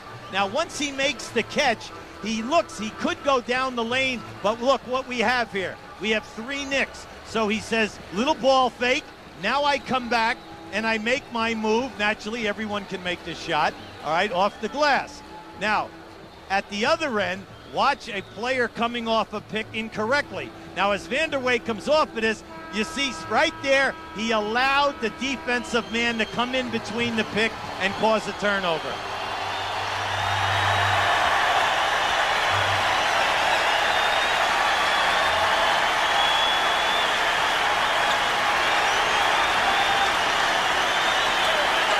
Right now, let's go to Tim Brandt. Tim? All right, Dick, in that last huddle, Stu Jackson was telling his team that they've responded to every little break. Every time they've fallen behind, they've come back. What he wants them to do here is they want to flash Patrick outside and bring him back down inside. Defensively, be more aggressive, pack it inside. But most of all, he continues to reiterate to maintain their poise and play aggressively. Not a bad thing. Reggie Lewis with the 3-point play. And a 7 straight run here by the Boston Celtics with 6:35 to go. Oakley gets it into Ewing. He's been a giant offensively here in the third quarter, and Ewing now with 20 points, 10 already here in this quarter. Well, anytime he's on the move, Dick, they cannot get to him quick enough to double team him. He's doing an excellent job. Newman on Bird.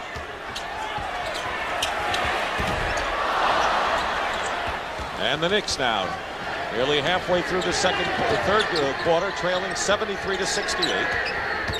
Going around, Johnson, his cheeks, drags him down. They're old Warriors, huh? The old Boston, Philadelphia days. They've gone head-to-head in a few games that have had some meaning in the Eastern Conference. Each team now with 14 fouls, so the next one will be a penalty on both sides.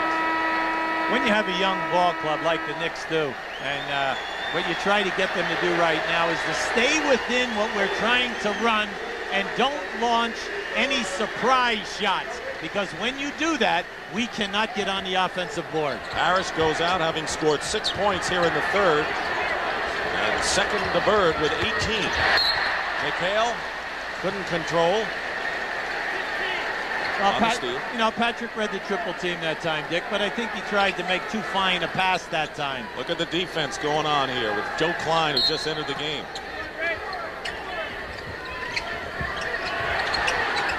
Newman throws it away. Didn't have many options. But you always try to tell your players, if the play breaks down, please come to the ball. Red Auerbach, who now is second to Pat Riley for the most playoff victories by a coach. Turnovers even, though, in this game, virtually. Lead is 5. McHale has already hit 1 3-point basket. That goes over the top. It's interesting what Tim Brandt found out earlier, and that is the fact that the Knicks have been able to come back from every kind of mini run, so to speak, that the Celtics have staged today. So far today. I'm kind of surprised that the Celtics have gone away from all those little curl moves, because the Knicks definitely could not stop them. Cheeks is fouled, and he'll go to the line. That is the 15th foul against Boston. And Dennis Johnson now picks up his second. So Maurice Cheeks, who has played a big role in the Knicks' comeback in this series, and don't forget in New York there had been that controversy over the trade that sent Rod Strickland to San Antonio. Yeah, but now when you see what the player is doing, right. They got him for his leadership, his confidence, his defense, his ability to play big under pressure. He's a 52% career field goal shooter, and he's right around that 80 mark on the foul line. Now all of a sudden everybody loves the move. You know, as long as the team wins. There's the pressure on the backcourt. Bird finds Lewis, double team. Klein. Now they only have 11 seconds now to set up a play. McHale.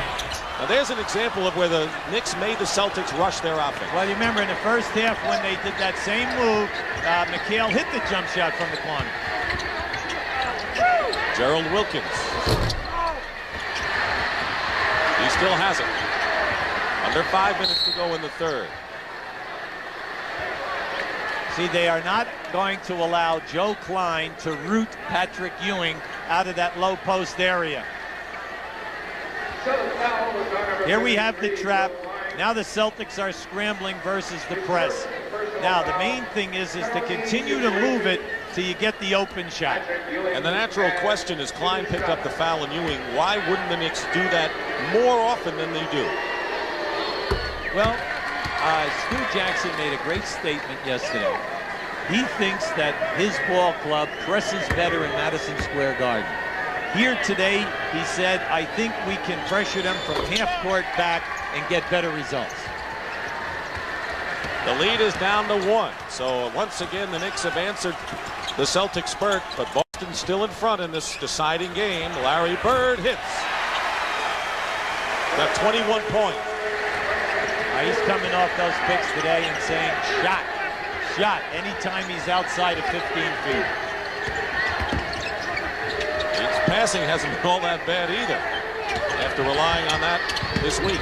Cheeks with a drive, winds up on the deck.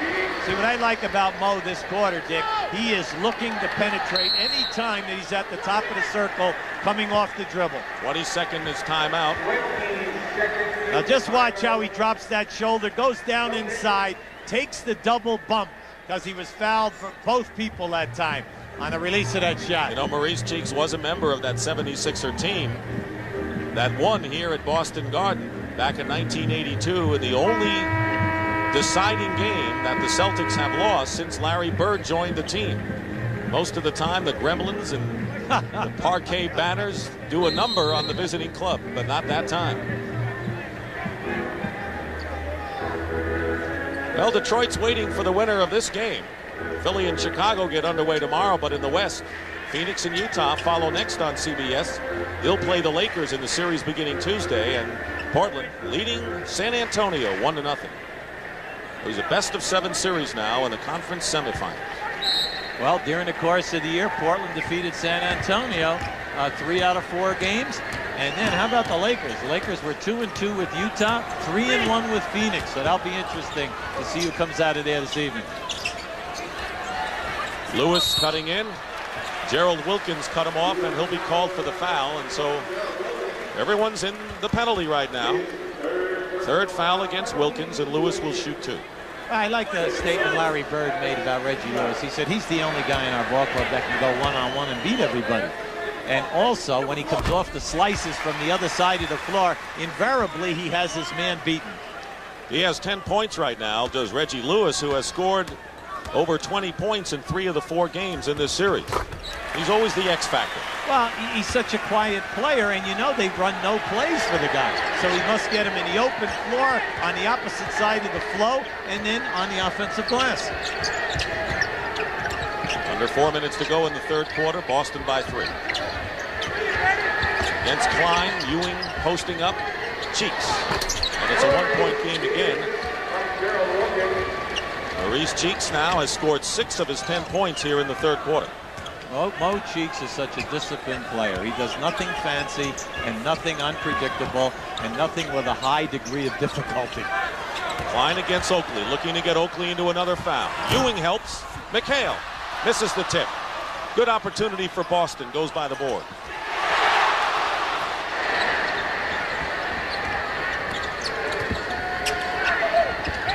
They've got to go inside to the big fella. I'll tell you, Klein's doing a good job on him. Yes, he is.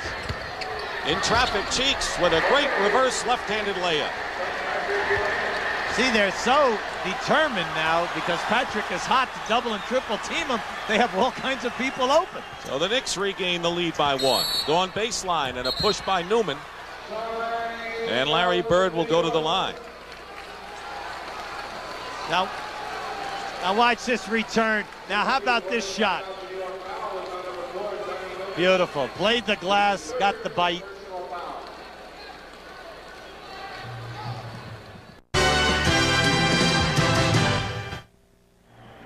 Back into Boston Garden.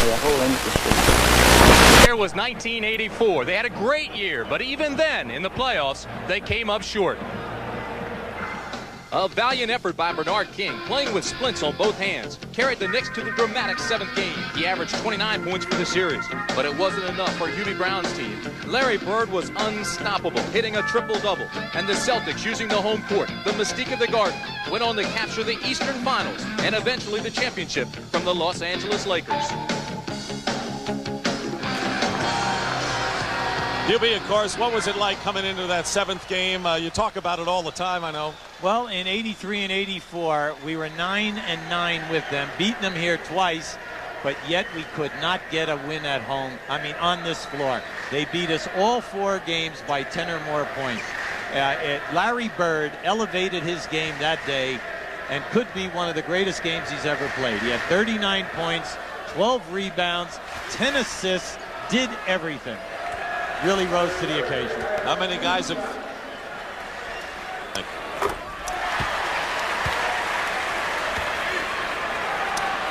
How many guys have gone to the 7th game with the Boston Celtics, whether it's home or away? Bird having a big game, 23 points now.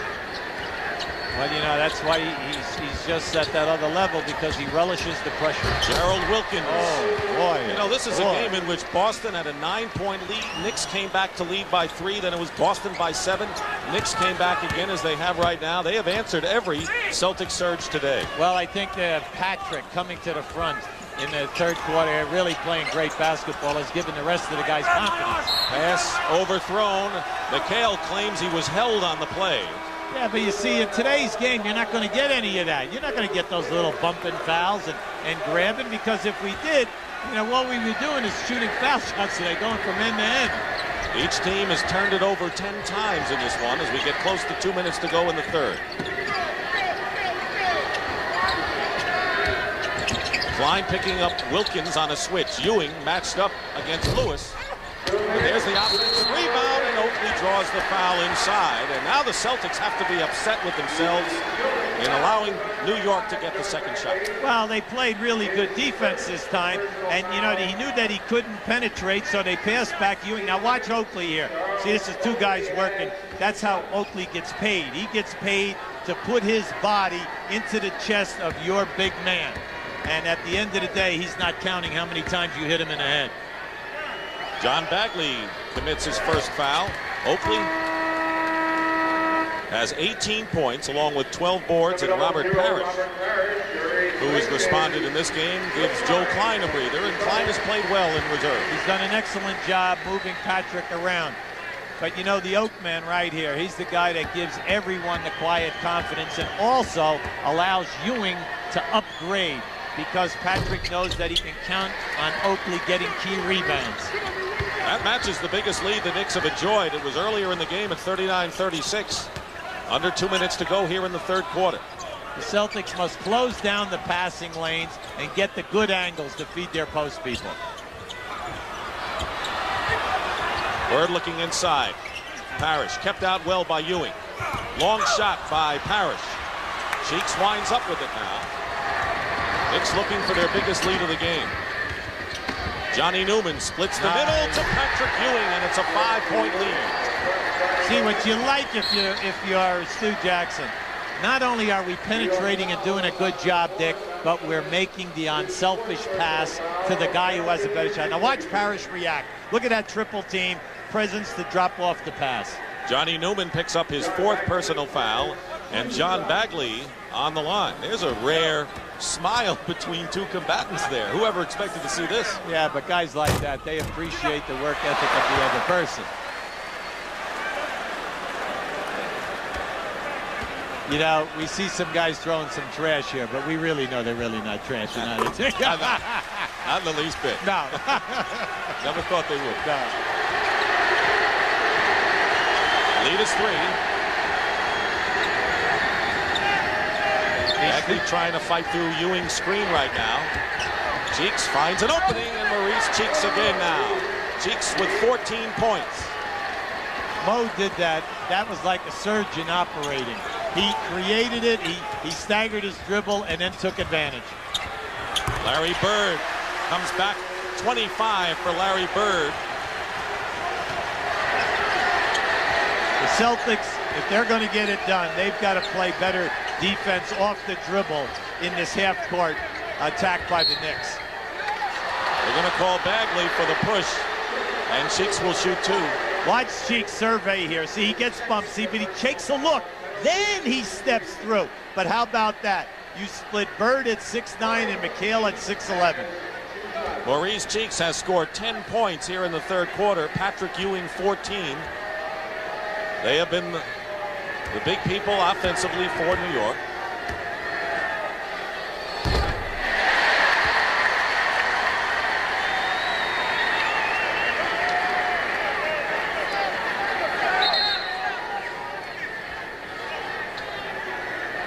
Trent Tucker is in the game, and Johnny Newman goes out. Newman has scored 6 points and goes out with 4 fouls.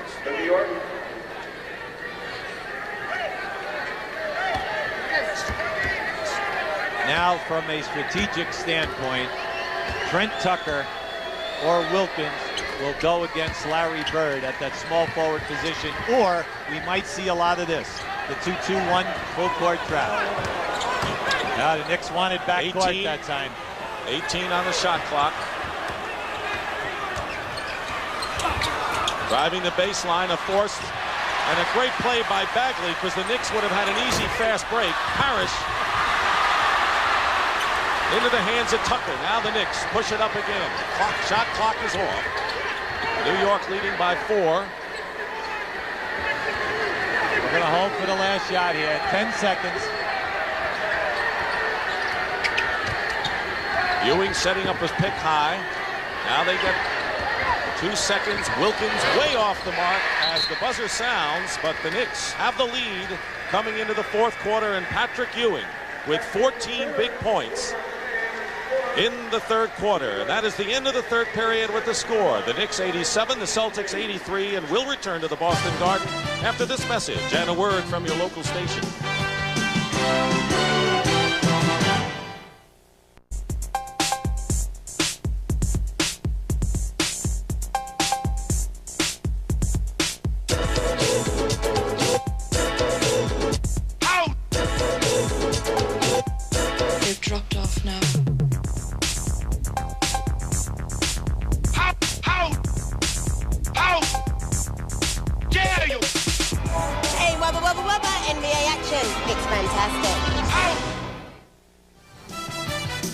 Welcome back to the Boston Garden as the 1990 NBA playoffs continue here on CBS.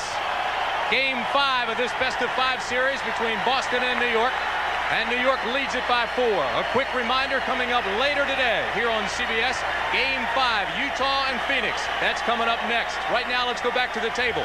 Dick Stockton and Hubie Brown. This crowd's terrific. They did not quit. And they are behind the Celtics going into the final 12 minutes, barring overtime. The Knicks shot 14 for 18 in the 3rd quarter. I want the names of those who missed those 4 shots, Hubie. 78% and scored 37 points to take the 4-point lead. Now the Celtics, this is on their mind now. They have to go against the trap, but they ended that 3rd quarter missing 9 of their last 11 shots. Dennis Johnson Lewis, McHale, Parrish, and Bird. Lewis misses the rebound to Lewis. It'll count.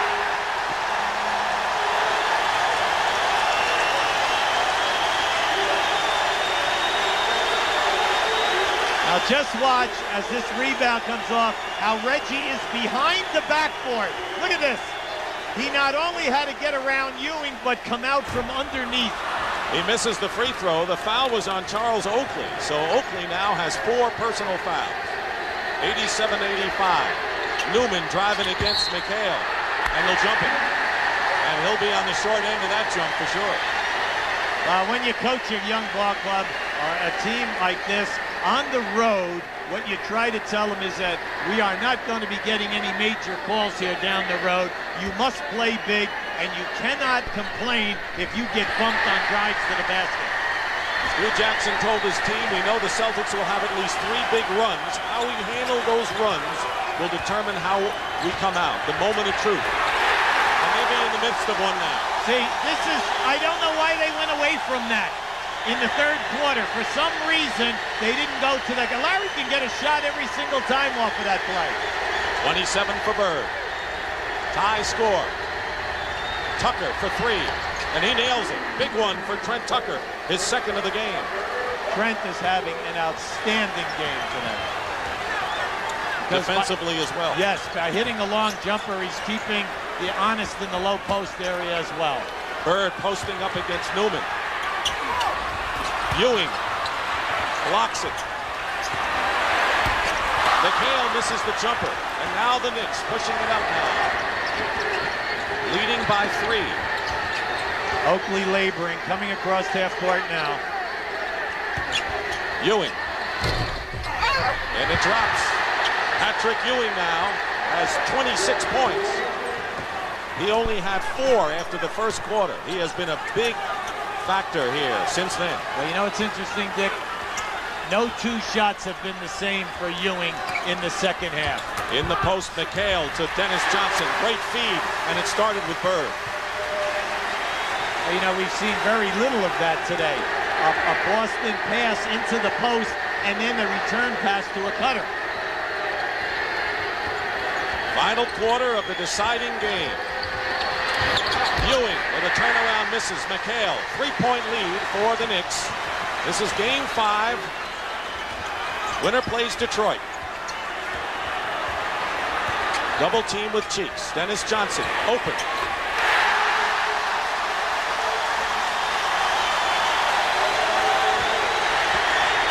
What do they say? He has the nerves of the burglar. 4 for 11 at the end of the first half. All open shots. It didn't discourage him a bit.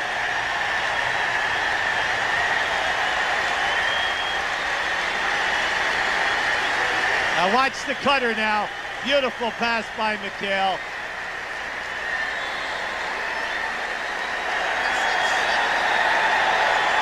Bird and Patrick Ewing, the leading scorers. Knicks shooting tremendously well in the second half, but Boston's offensive rebounding has really been a big factor for them, and Joe Klein doing what Patrick Ewing did. And Mel Carr did it in his day, and the crowd responding. The Knicks led by 4 at the half, and the Celtics got 4 in a hurry. Bird and back by 5, and now they're on a 4-0 run. So now it looks like Boston is answering New York's spurts here in the latter stages. Well, you expect that, and you know that the Celtics are not going to die in this building. I'm interested now in the 90 minutes to see if they continue to run Bird in that curl situation, because they can get whatever they want. They can get him on the penetration off the dribble. They can get him for that little baby jump shot. And then after that, they might even get him on some fades to the corner. 26 straight games at Boston Garden. Celtics have beaten the New York Knicks, trying to become only the 3rd team in history to come back from a 2-0 deficit in a best-of-5 series. 7 on the clock. There's a good feed. Newman tipped up and in by Charles Oakley. Who else?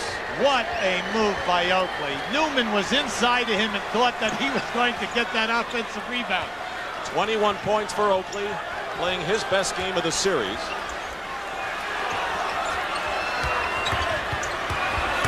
Bird again in traffic. Cheeks is fouled by Dennis Johnson. Let's see what the call is on that. Right now, let's go to Tim Brandt. Foul is on DJ. Tim? All right, Dick, quick observation. That last time out, it was all business and strategy in Boston's time and Boston's huddle. But here with New York, it was more emotional, more of a pep talk to the young players. He was telling his players here in New York, this is your moment. You're 9 minutes from Detroit. Tim, you know, that's an emotional team the Knicks are. They're younger. Celtics have been down this road so many times before. And a legal defense called against the Celtics. And that'll be a technical foul. That's the second one today. Now watch as Newman takes this shot. Here comes Oakley up over the top of Newman. Excellent effort. Jimmy Rogers, who was looking for patience offensively today and has gotten it in spurts. The zone call that time. Kevin McHale is asking Darryl Garrettson over here on the side, where was I supposed to be, or what didn't I do? Darryl had great patience and explained it. Now, when you think about it, it's only the second call all day, and they're double and triple teaming. They've been rather lucky. Yeah. Newman made the free throw. 4-point lead. Oakley drives in, and it's 97-91, and the biggest lead right now for the Knicks with 8:13 to play. See, we said anytime Oakley throws in and cuts, he's wide open. Foul away from the ball against New York. And 5 for Newman. Now watch as Oakley puts this ball in here and he cuts. He catches Bird, and there he goes strong to the basket. Johnny Newman, though, has picked up his 5th personal foul. Will return to Boston Garden.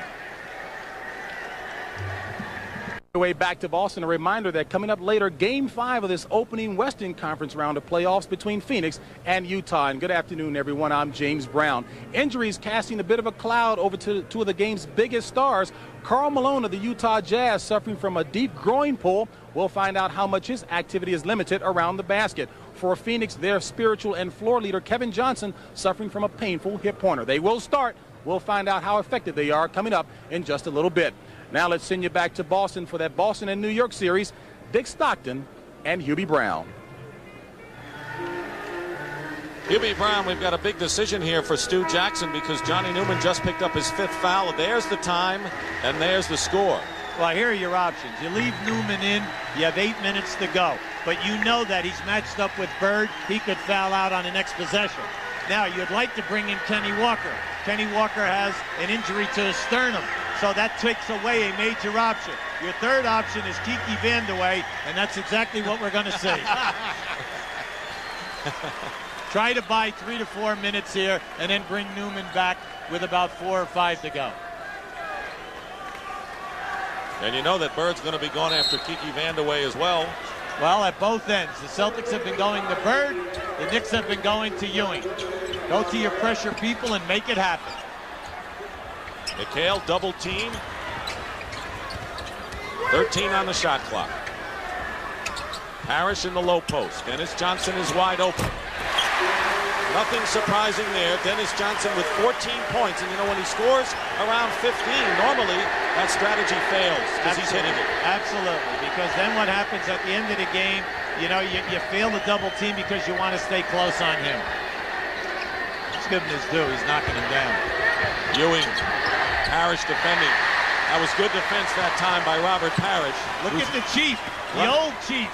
Running down the court. Reggie Lewis goes in. And they'll call the Knick foul as Ewing hits the deck. And it's on Patrick, his third. Now watch as Patrick turns, how the Chief gets right up where with the closest arm. A lot of players in that situation try to block it with their right. But you get up in there with that left arm. That's what Robert's been doing all day. He's close to Patrick, and he's applying a lot of pressure. At the conclusion of our game, Hubie and I will select the Miller Lite Player of the Game, and in conjunction with the award, Light Beer will present a check in the amount of $1,000 in the player's name to the National Multiple Sclerosis Society. Lewis is 3 for 7 from the line today. Knocked away. Good defense. 3-on-1 fast break. Taken away by Maurice Cheeks. And this is going to be a 2 for Oakley. Big play Boston, good defense one end. They miss a 3-on-1, and the Knicks now lead at 99-93. See, you can't get bent out of shape. The Celtics wanted a foul. New York wanted a foul at the other end, right? That just canceled out. That's why at this time in the game, you just got to play, baby. Lewis over Tucker. Other than the free throws, Reggie Lewis is having a terrific game offensively with 15 points. So uncharacteristic of the Celtics. They break the league record, 83+% on the foul line. And today, it's been their Achilles heel. Bird even missed one. There's a turnover, knocked away. Celtics.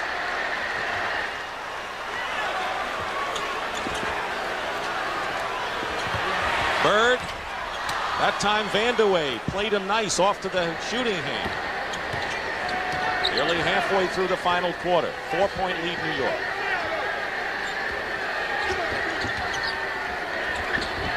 Won't let Tucker get off the three. Plenty of time there. Just take your time. Tucker fires. Misses the three. Long rebound. Parrish. The Celtics aren't exactly walking it up. Well, you know, it's interesting. Kevin McHale has not really been included in the offense in this half. Down low, like right here. Let's make things happen. Dennis Johnson. Say, if the Celtics win this game, Dennis Johnson's got to be right near the top for being responsible. Timeout. New York. And the lead is cut to 2. But you know, when your designated double teamer is Mo Cheeks, Dennis is open. Now watch this from the rear. There, they just knocked that ball away. Tucker, and then presence of mind, look down the floor, get the easy dunk.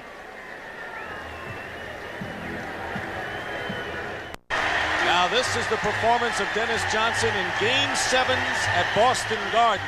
You wonder why anyone ever says, let Dennis Johnson beat you, because invariably he does. Well, you know, everyone looks at his shooting percentage over the year. He shot 43% for them. We know for a starting guard, that's not a high percentage.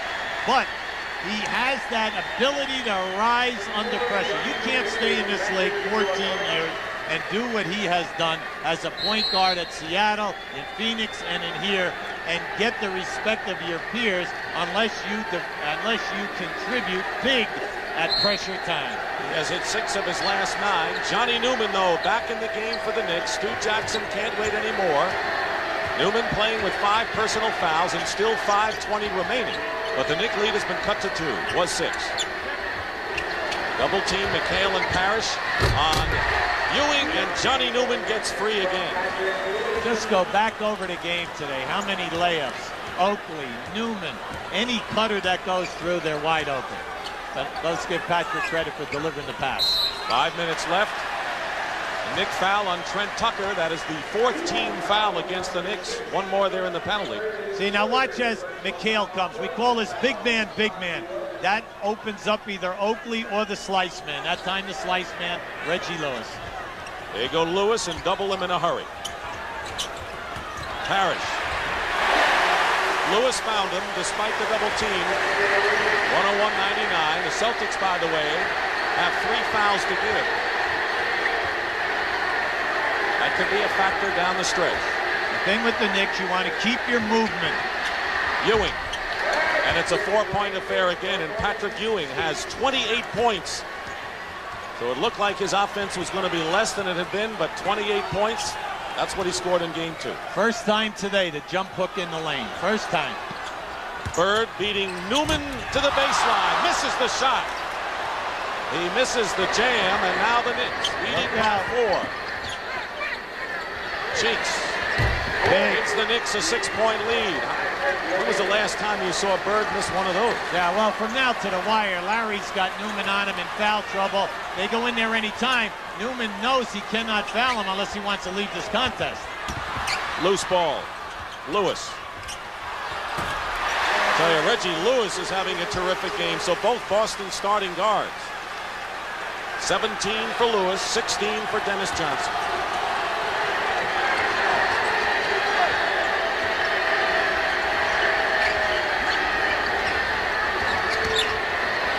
Cheeks again, and Cheeks again. Maurice Cheeks with another jumper, and Mo has 19.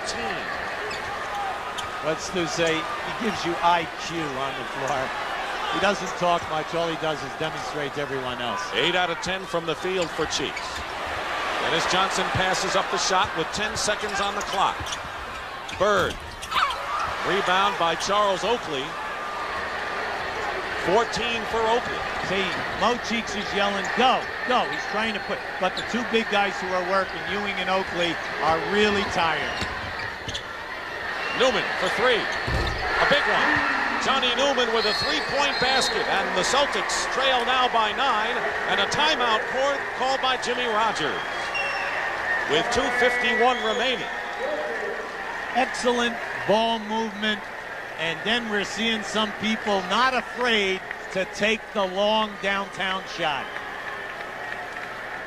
It has come up big in every big game at Boston Garden in his 11-year career. But this was an unfortunate one right here for the Celtics. Oh, this is a great quick move. As he comes up on the opposite side, he misses the dunk. Now, we know that that's a part of what's going on, but their transition defense in the last 3 minutes is really telling them the Knicks are getting the odd number. Right now, Tim Brandt. Timmy? Dick, one of the big concerns in the New York huddle that time was Patrick Ewing. He sat in this chair, and as he sat down, it just gave way. He fell and almost got hurt. He banged his head on the floor, but he's back up and everything's all right. Now, Stu Jackson's just given his team a lot of reminders. Remind them to run to the ball, hold it, and get it back. Right now to you, Dick. There's the timeout story. Boston with 2. The Knicks have 2 plus a 20. The lead is 9 with 2:51 to play.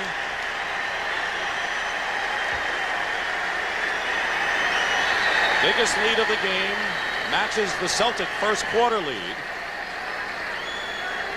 Look at Maurice Cheeks, 6 for 6, as the Knicks have shot 72% in the second half. Boston must get down inside, run their power, because on every foul from now on, they're in the penalty. They're shooting the penalty. 11-4 run right now by New York. 10 on the shot clock. Knicks have really clamped down defensively outside. They've done an excellent job in pushing them off the block. Dennis Johnson. Rebound by Charles Oakley. That's 15 for Oakley.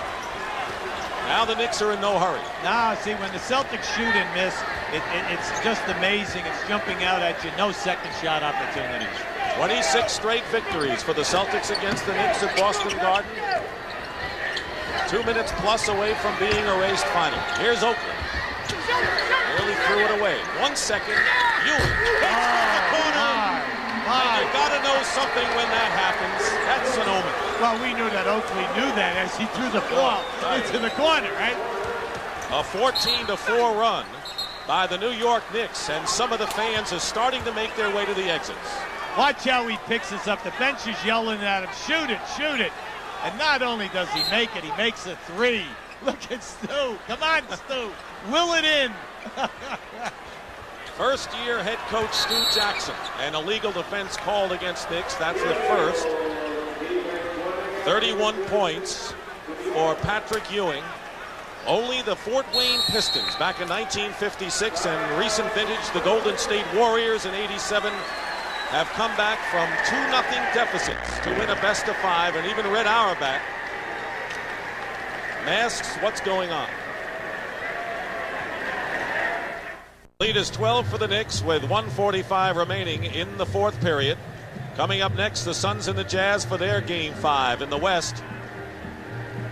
And a lot of the fans are making their way to the exits as the Knicks, who are a minute and 45 away from a tremendous triumph in a series, coming from behind against the Celtics. And you know, Hubie, when the Knicks didn't get down after that 9-point deficit in the first quarter and came back, I think they grew up in a lot of ways in that sense. Well, I think the key was how strong Patrick Ewing came out in the third quarter, and then how it was picked up in the latter part of the third quarter by Mo Cheeks. That's why they got him. Lewis. Robert Parrish. 22 points for Robert Parrish. The lead is 10. Just about a minute and a half to go. And the foul, Johnny Newman will go to the line. See, if you're the Knicks right now and the Celtics extend the pressure, everything is in your favor because you're quicker at almost every position other than maybe Reggie Lewis. So what you do is you get it in, and you just don't sit on the basketball. You keep forcing the tempo because that's what's taken you here to this lead. Newman hits the free throw. In the regular season, the New York Knicks lost all 4 games to the Detroit Pistons after last year playing very well against Detroit. And that's going to be their next opponent if New York maintains the lead here with 1:29 to go. It's an 11-point lead. And the Boston Celtics have used their last timeout. There's the Knick huddle moments ago. Stu Jackson. Down here, okay? Stay in 51. Straight 51, all right? Make the extra pass. Now, the only way we can lose a game is if we give up threes, which we won't. The other way we can lose it if we don't come up with a defensive rebound. Don't think about going out on the break, Johnny. We don't need a fast break. I need you in there to blast. We're going to get a hand that ball. Let's stay down. Red Auerbach. Well, Red Auerbach made a great statement yesterday. He said any kind of a coach, if you're any kind of coach, you get your team to think about today. Streaks and things like that mean absolutely nothing. He says you must be worried about the Knicks after what we saw Friday night. Pretty good statement. 27 points. And decisive. Dennis Johnson with the layup. So you heard Stu Jackson. They don't need the break. They'll use the clock. What he means by that is no one releasing and letting them get a second shot. Once we get the ball, then we'll go. Cheeks will go to the line. And Maurice Cheeks will shoot 2. Cheeks, of course, as Hubie mentioned, one of the big heroes for the Knicks with his tremendous effort. 19 points. Ewing has been the most obvious one for sure, but Trent Tucker and Johnny Newman have combined for 23 off the bench today for New York. It's been a very difficult week for the New York coaching staff. You know, Stu said, hey, we got blown out here last Sunday. What happens? Nobody wanted to practice on Monday. We all came. It was like a morgue. We had to pump everyone up because we were all being traded. We were all being sold down the street. And then he said, finally, we worked out. Nothing happened. But then when we came in on Tuesday, the intensity level rose, and you could just sense it. We worked so hard for 45 minutes, and all we were trying to do, we were trying to tell our guys, listen, you're going to learn about yourself, baby, between now and game time next night, Wednesday night. And they did. They did a great job. Pinckney replaces McHale. I think a big factor in the series as well was the fact that Game 3 wasn't played until Wednesday because the Celtics were on such a big roll following the 29-point victory. The Knicks could really gather themselves. Yeah, I agree with that. 3-point shot missed. And a loose ball foul. It'll be against Charles Oakley. It'll be his 5th. And, you know, we mentioned heroes. What about Oakley? 25 points and 17 boards. Big ones, particularly in the first half. Well, when they played here in games 1 and 2, who was the guy who spoke out about the intensity of the ball club and what he thought? Right here, this guy right here in the middle of our picture. He banged his wrist that time in the collision with Bird. But he was so outspoken and challenged the rest of the basketball team. Look, we have got to be physical in our building, but most of all, we've got to play defense and hold them to one shot. Robert Parrish leads the game and gets a hand. So the Boston Celtics, who wound up winning the Atlantic Division by 7 games, or check that, losing to Philly, but 7 games ahead of the New York Knicks, and had home court advantage here. Sees it evaporate in game number 5, and a foul against Boston will send Oakley to the line. The foul is on Ed Pinckney. Last time the Knicks won a game here was February 29th, 1984. Their last playoff win was 10 years earlier than that. See, if you're on the coaching staff with the Knicks, you love the fact that your 3 key guys played big. Patrick Ewing, Oakley, and Mo Cheeks. And then your second guard position, which has been up and down all year, comes in major with a big point day for you. And then Newman running around doing his usual. These 2 positions are getting points for you without any plays being run. Reggie Lewis driving in for the hoop. You'll see that Phoenix-Utah game 5 in its entirety. Johnson fouls Tucker and he goes to the line. So Boston Celtics season will end and the Knicks go on to play the Detroit Pistons in a series that'll start Tuesday night at the Palace. As we had mentioned earlier, the Knicks lost all 4 games against Detroit this year. See any change in the playoff? That doesn't mean a thing. Mainly because of the way that Detroit ended the season. I knew they blew out Indiana, but let's face it, a year ago, Detroit was 0-4 with the Knicks. So you just don't know. I think it'll be up in the air. The main thing will be, can Mo Cheeks keep the ball club under control, and can Oakley and Ewing get their major minutes like they did today to set the tone physically? Dennis Johnson with a 3-point basket, 119-112 with 34.7 seconds to go. The Celtics have to foul, and they do. Well, in Boston here, they still have their Bruins, because they're leading in their series 2-0, even though the Celtics season heading for an end. But in New York, they're going to be talking about the Knicks as the series begins. See, the pressure are on the Knicks right now from now to the end. Last 35, knock in these foul shots so that the other end of the floor, you don't have to worry about them hitting the big 3-pointer on you and then stealing the ball. But one thing we know about the Celtics, they do not have good full-court pressure because of slowness of foot, and they are not what we would call a trapping team. So within this last minute of how we have been playing, as long as the Knicks just keep knocking down their foul shots, everything is fine. And you know they're not going to foul or be close to that. Main thing you tell your team is don't stop the clock. Joe Klein. Bird inside, still fighting, draws the foul. Bird now looking for his 30th point. Ewing committing the foul. You know, sometimes you just can't worry about things when the instincts tell you to go after it. Well, Patrick all day has been chasing every shot, trying to get a hold of it.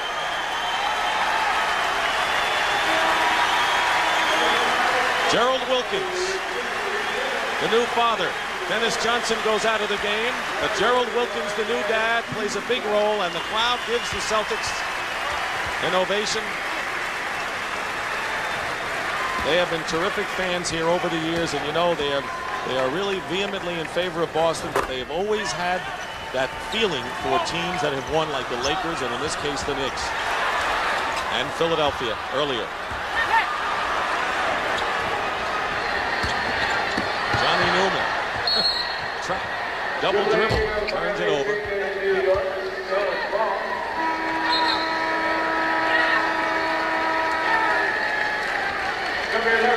Larry Bird goes out. 31. This was his year back after the injury year. He'll feel even better next season. Patrick Ewing goes out for the New York Knicks with 31 points, 8 rebounds, 10 assists, and 4 block shots. Well, they finally did it. The jinx is over. 26 straight victories by the Boston Celtics comes to an end, and the New York Knickerbockers become only the 3rd team in history to overcome a 2-0 deficit and win a best-of-5 series, stunning the Boston Celtics 121-114. Tim Brandt. Patrick, can you put it into words, ending the streak, winning Game 5 right here in your hometown? It's destiny. It's destiny. It feels so good. Everybody has counted us out. You know, we just came together. I think that all the controversy and everything that our media have been saying about us just light a fire underneath our butts, and we just rose to the occasion. You had 4 after 1. You ended up with a big game. What was it that got you off track? Well, I'm not ready to go home. That was it. All right, Patrick. Good luck the rest of the way. Thank you. Thank you very much. All right, Dick, back to you. 71 points in the second half for the New York Knicks against Boston. A tremendous effort, and our Miller Lite player of the game is Patrick Ewing. A fantastic effort today, and on his behalf, Miller Lite will donate $1,000 to the National Multiple Sclerosis Society. And so for Hubie Brown and Tim Brandt, this is Dick Stockton saying so long from the Boston Garden, where the Knicks have eliminated the Boston Celtics. The NBA playoffs continue next week, and CBS Sports will once again be along